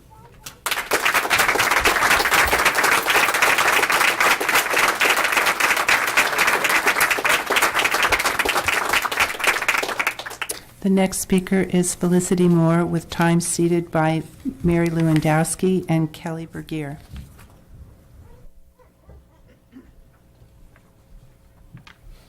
Good evening. My name is Felicity Moore, teacher and vice president of the Teachers Union. This is my 30th year in the district. Most of these years I have been part of the negotiating team. Some of us have known each other in this capacity a long time. We have gone through the recent decade of distrust and entrenched opposition. That was painful for all of us, since we all care so much about the same things: our schools, the children, this district. With the advent of Micheline Miglis as our new superintendent, I think we all breathed a sigh of relief. I know that as I begin to work with her and to see who she is as a person and as a leader, I dared to hope. I hoped that we could continue the new spirit of working together that was signaled by our historic agreement last June. That wasn't easy to reach, but at the 11th hour and 59th minute, we did sign a contract together that was meant to be a new start. We, the union, agreed to an 80-20 health care plan that saved the district, here it is again, $240,000 for this year and every year going forward. The district, in turn, put 4% on the salary schedule after 6 years of 0 or 2% or once 3.25%. So this agreement was historic. We all shook hands and promised to go forward in a new spirit of cooperation. And yet, here we are again. Last year, we avoided impasse by a hair's breadth. This year, we are in it. Impasse. The spirit with which we worked together earlier in this year to forge a safety article for our contract and to start a safety committee that has brought our district into the 21st century, that spirit has been greatly undermined by the impasse process. No more putting out fires before they get going by just communicating and working together. We were really making progress in the new environment, but that has hit a brick wall. And here we are again. The same place where we always get stuck, the budget. From my long perspective, there are several intractable problems with how the district puts together the budget. First, the reserves. The state mandates a 3% reserve fund. The district insists on a minimum of 10% for 3 years out. Right now, the reserve 3 years out is approximately 3 times the state mandate using the district's own numbers. Even with a 3% increase, the district would have approximately double the state's mandated reserve balance. Legislation was passed last year to prohibit school districts from hoarding too much money in reserves. The district says, not for basic aid districts, ignoring the intent of that law. Basic aid districts rely on property taxes for most of their revenue. So how are we doing with property taxes? Well, for the past 3 years, they've been coming in 5% higher than the year before and are projected to continue along that road. That's $1 million new each year going forward. So quit thinking that the sky is falling. It's not.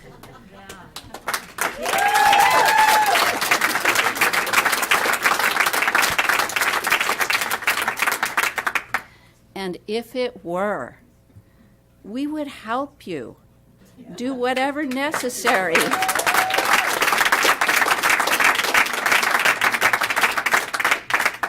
To ensure the survival of the district. It's not in our best interest to let you go broke, right? We need to trust each other going forward, that we will work together to solve the problems of the district. Your current posture serves to suggest, if not even demonstrate, that you do not trust the staff and faculty who serve this district. Even worse, this lack of trust sends the employees and the community the feeling that we aren't respected or trusted. Secondly, the district never plans for salary increases in the budget. They put in the health care premium increase and stop there. So healthcare premiums cost the district less now that we took the 80-20 plan, and yet those savings don't show up in a salary increase. Next year's health insurance premiums are going up 3.75%, and originally you budgeted for 6%, and then later 4.5%. Still a savings. That's another savings. The district needs to plan for salary increases first, not wait to see if there's anything left over. The way the district constructs the budget, there's never anything left over. This is a failure in planning. Another failure of planning is the district's inaction on collecting the district of choice monies. Children who attend school here but live in another district are supposed to bring money to this district, their district of choice. 70% of the per pupil funding should be coming in from the district that they left to us. When you think of how many children actually come here from Ventura, think that could be as much as $200,000 added to our budget. Here's another thing to think about. There's a huge shortage of teachers looming on the horizon. Who will want to come to a district where the salaries are in the bottom quartile for the region and there is a culture of distrust? Finally, what about Measure U? The district told us that the $90 million in bond dollars would ease the pressure on the general fund. We know that it can't be used for salaries, but it can be used for many things that would have had to come out of the general fund. The employees who live here in Carpinteria are paying higher property taxes or rents due to Measure U. Their salaries need to go up just to stay even. In closing, I encourage the board to think about things in a new way. Instead of why you can't increase salaries, think of how you can. Think about the morale of staff, about promoting a new era of working together for the betterment of the district. We do all want the same things.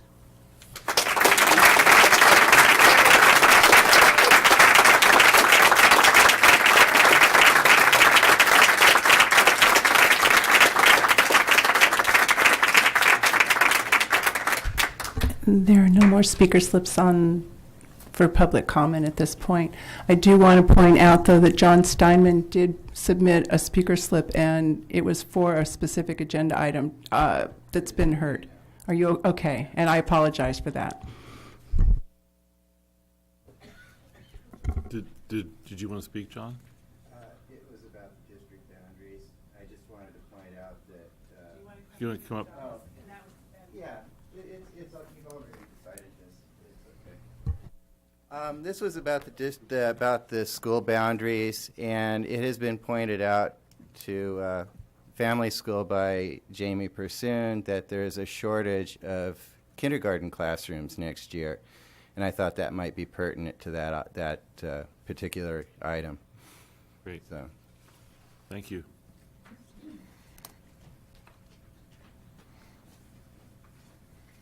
Okay, I'd like to thank everyone for speaking this evening and coming and showing your support for cause. For our teachers. Thank you.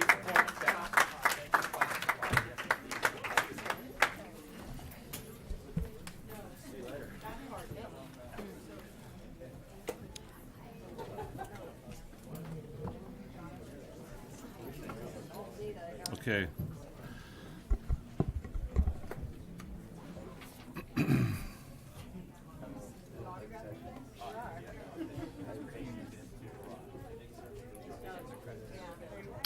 Okay, I'd like to move on to item G, business operations, facilities, and warrants. I move we approve and ratify the warrants for April 21st through April 28th, 2016 as presented. Second? All in favor? Aye.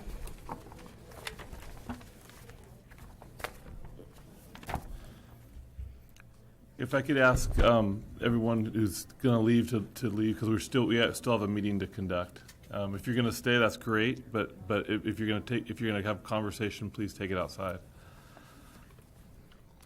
Okay. Item 2 is gifts, grants, and donations. Board's being asked to accept the following. Item 1 is a Carpenter Valley Lumber Company gift certificate in the amount of $750 from the Carpenter Masonic Lodge to Rincon High School. Any motion? I'll move for approval. Second? I'd like to thank them. Yes. It's great. Masonic Lodge is always very supportive. All in favor? Aye. Okay, move on to item H, Measure U.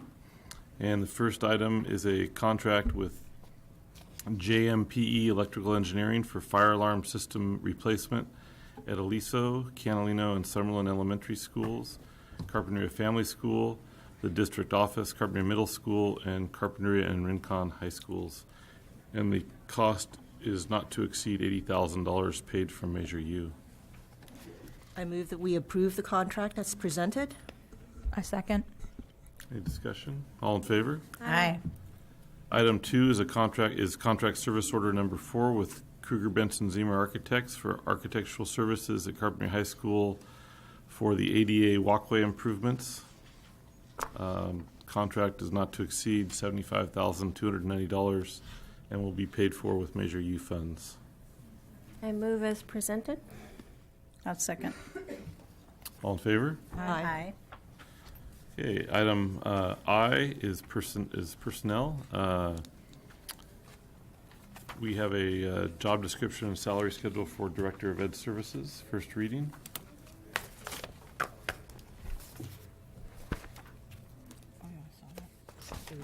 Can I get a motion there? Oh, we don't. You want to present? She was Are we going to gonna- present. Oh, we are going to present. It's up to you. Okay. Oh, go ahead. That's great.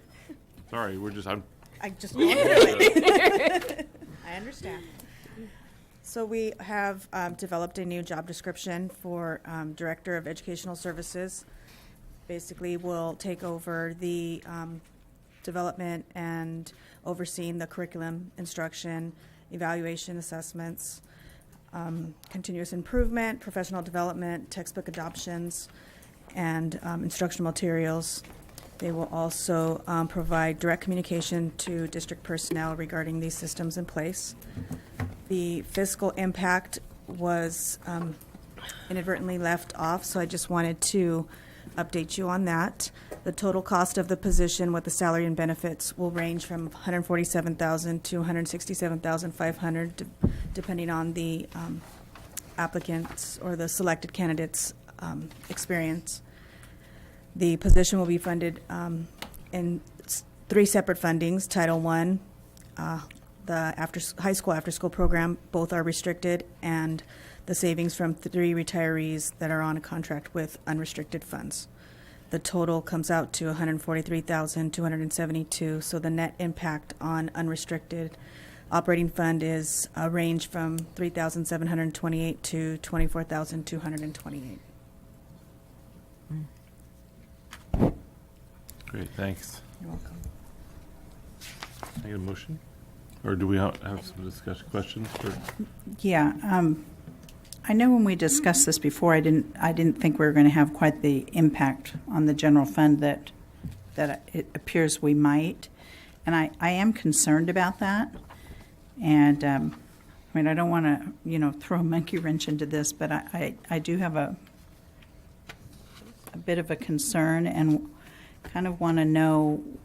Now I need to relook at where this falls within our other administrative positions and whether we're possibly creating unintended consequences or, of being disparate. I really can't remember, and so I apologize for that, but I do have that concern.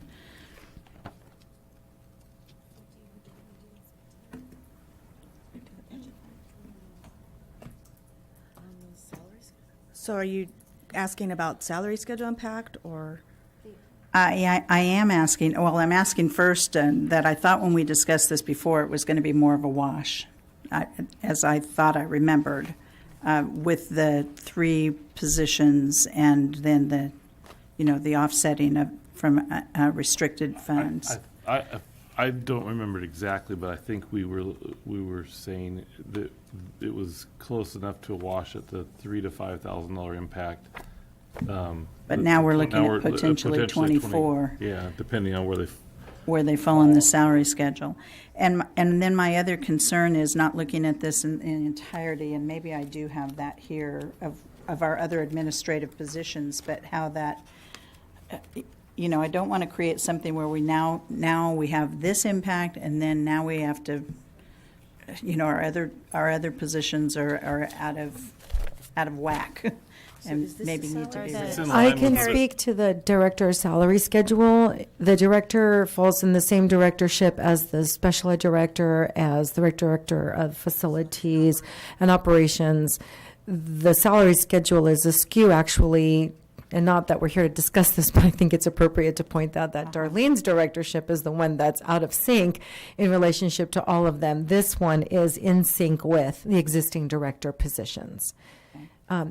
And then one thing that I think we probably left off of this is we didn't include needing to contract with, for example, the county to coordinate and facilitate a pilot, because this person would be that person to facilitate the pilot if there is another one, assuming that we have to adopt at some point language arts, for example, or to oversee the DLAC, for instance, which is already being done by someone else. But there's some other things that may unintended. To try to get this really clean to you, I think the team wanted to get to the basics, the things that were easy to cross off. Here's this.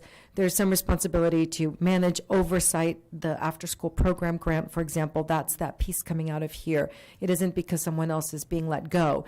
It's just part of what Sharon used to do, and we can co-fund this position with that. I'm going to pass it now to Cindy and Darlene, who actually finessed this a little bit more and shared the information to you in an email. So this position, as Micheline has mentioned, it is in line with the other director positions. The range is dependent on experience that the applicants have and the one that is selected, as is noted here. It is the savings of the 3 that are retiring as well. Did you want to add anything, Cindy?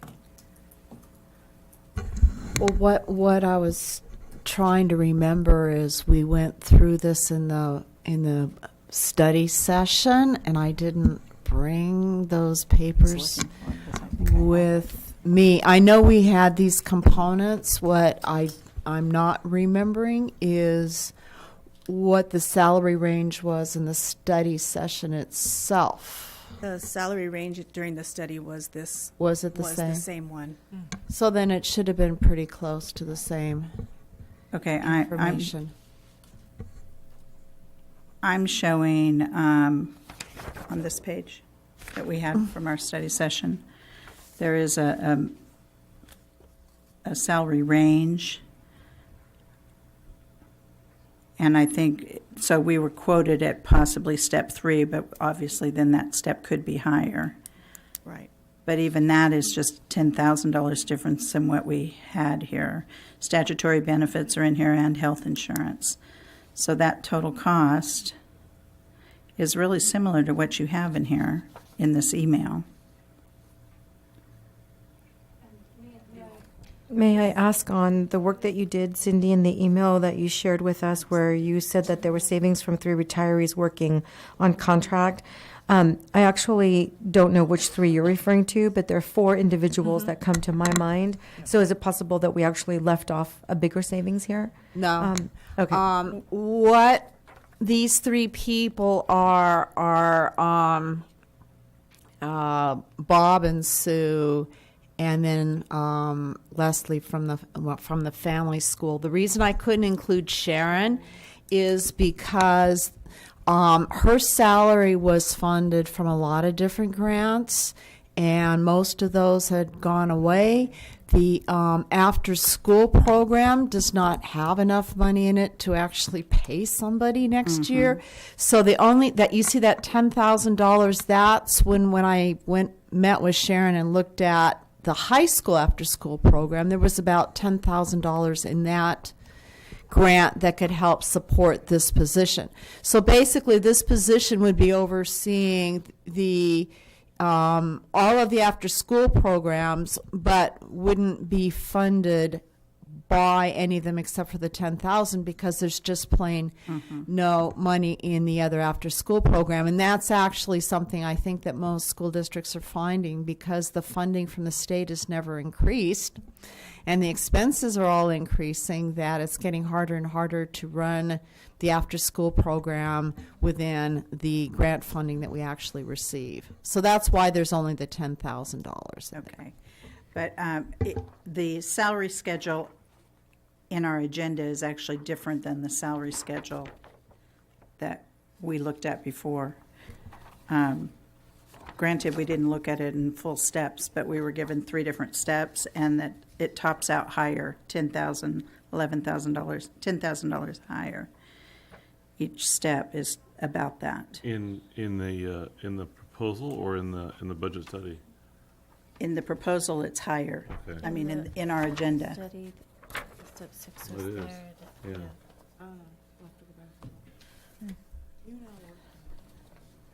But you're telling me that it's in line with our other positions now. It is in line. This is a 12-month position, so they would work 226 days. So it's in line with our Director of Facilities and Operations. Okay, but I have a little bit of a problem. I'm sorry to be, but I have a little problem with that because we knew we paid more for that position because of its uniqueness. I remember that. Yeah, we did. I remember that conversation. Because that went out that went out twice. And we knew that. Did. We knew that because This position is also in line with the new CBO that has replaced the Assistant Superintendent Business Services. I think I apologize for any confusion that we're aggravating here. We apologize, my team and I. It's not your fault necessarily. I'm just trying to understand. The Director of Ed Services, and coming to you as a first reading, is exactly for this beauty so that we can finesse all of this out. The Director of Ed Services needs to look like the Director of Special Ed. I don't know how many days that is offhand.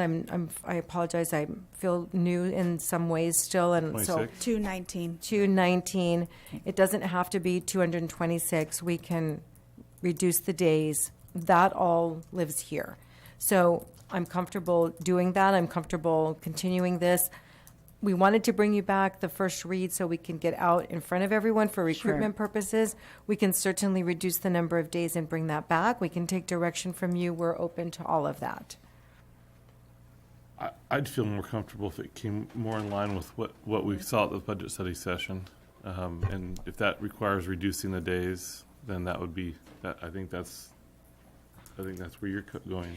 Yeah, and I think it's, yeah, I mean, I just, we really are in agreement that we have to be very careful with our budget right now. And we know we have teachers who are, unhappy, and we can't do more for them. So I'm a little concerned about, I'm just concerned about the timing and everything of this, but I realize that this is a needed position. So I'm not questioning that need.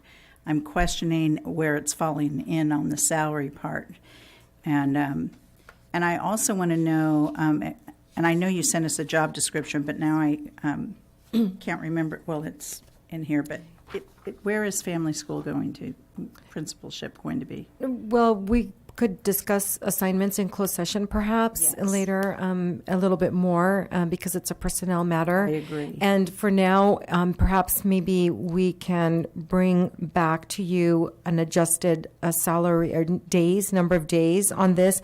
And perhaps we could at least post anticipated for this position so that we could get out there into the world wide web of admin land.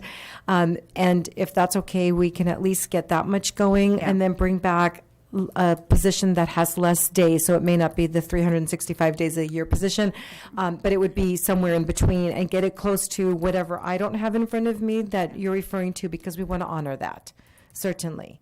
So I'd be happier with that. Okay. I'm okay with you putting it out with a Anticipated. broader range Certainly. of salary. You guys okay with Okay. that? Yep. All right, so let me make sure that my team and I walk away with the common understanding. With that. Okay, we are going to post the Director of Ed Services, as I understand it, anticipated. Then we will return to you with the total number of days and where it aligns on the salary schedule. Yes. And ensure that it look more like the other director number of days worked and different from the facilities, because there was some other decisions that were taken into account when that job description was written and the funding source and all. Okay, I'm very comfortable with that, and thank you for the opportunity to come back with that. Certainly. Okay. With that, we need a motion, right? Yeah, we need a motion. So I will move that we approve the first reading of the Director of Educational Services with the noted changes or Second. revisions. A second? Okay, all in favor? Aye. Thank you. Okay, item number 2 is a resolution reducing hours and ordering a layoff in the classified service due to lack of funds. You need to get a motion? Move we adopt resolution number 16-781, which will reduce positions and order layoffs in the classified service due to lack of funds. I second that. Roll call? Alicia? Aye. Jacqueline? Aye. Andy? Aye. Terry? Aye. And I'm aye. Okay, item number 3 is a declaration of need for fully qualified educators, CL 500 for school year 16-17. And it's a form we're filling out. So is that a action? So I need a motion there. So moved. I'll second. All in favor? Aye. All right.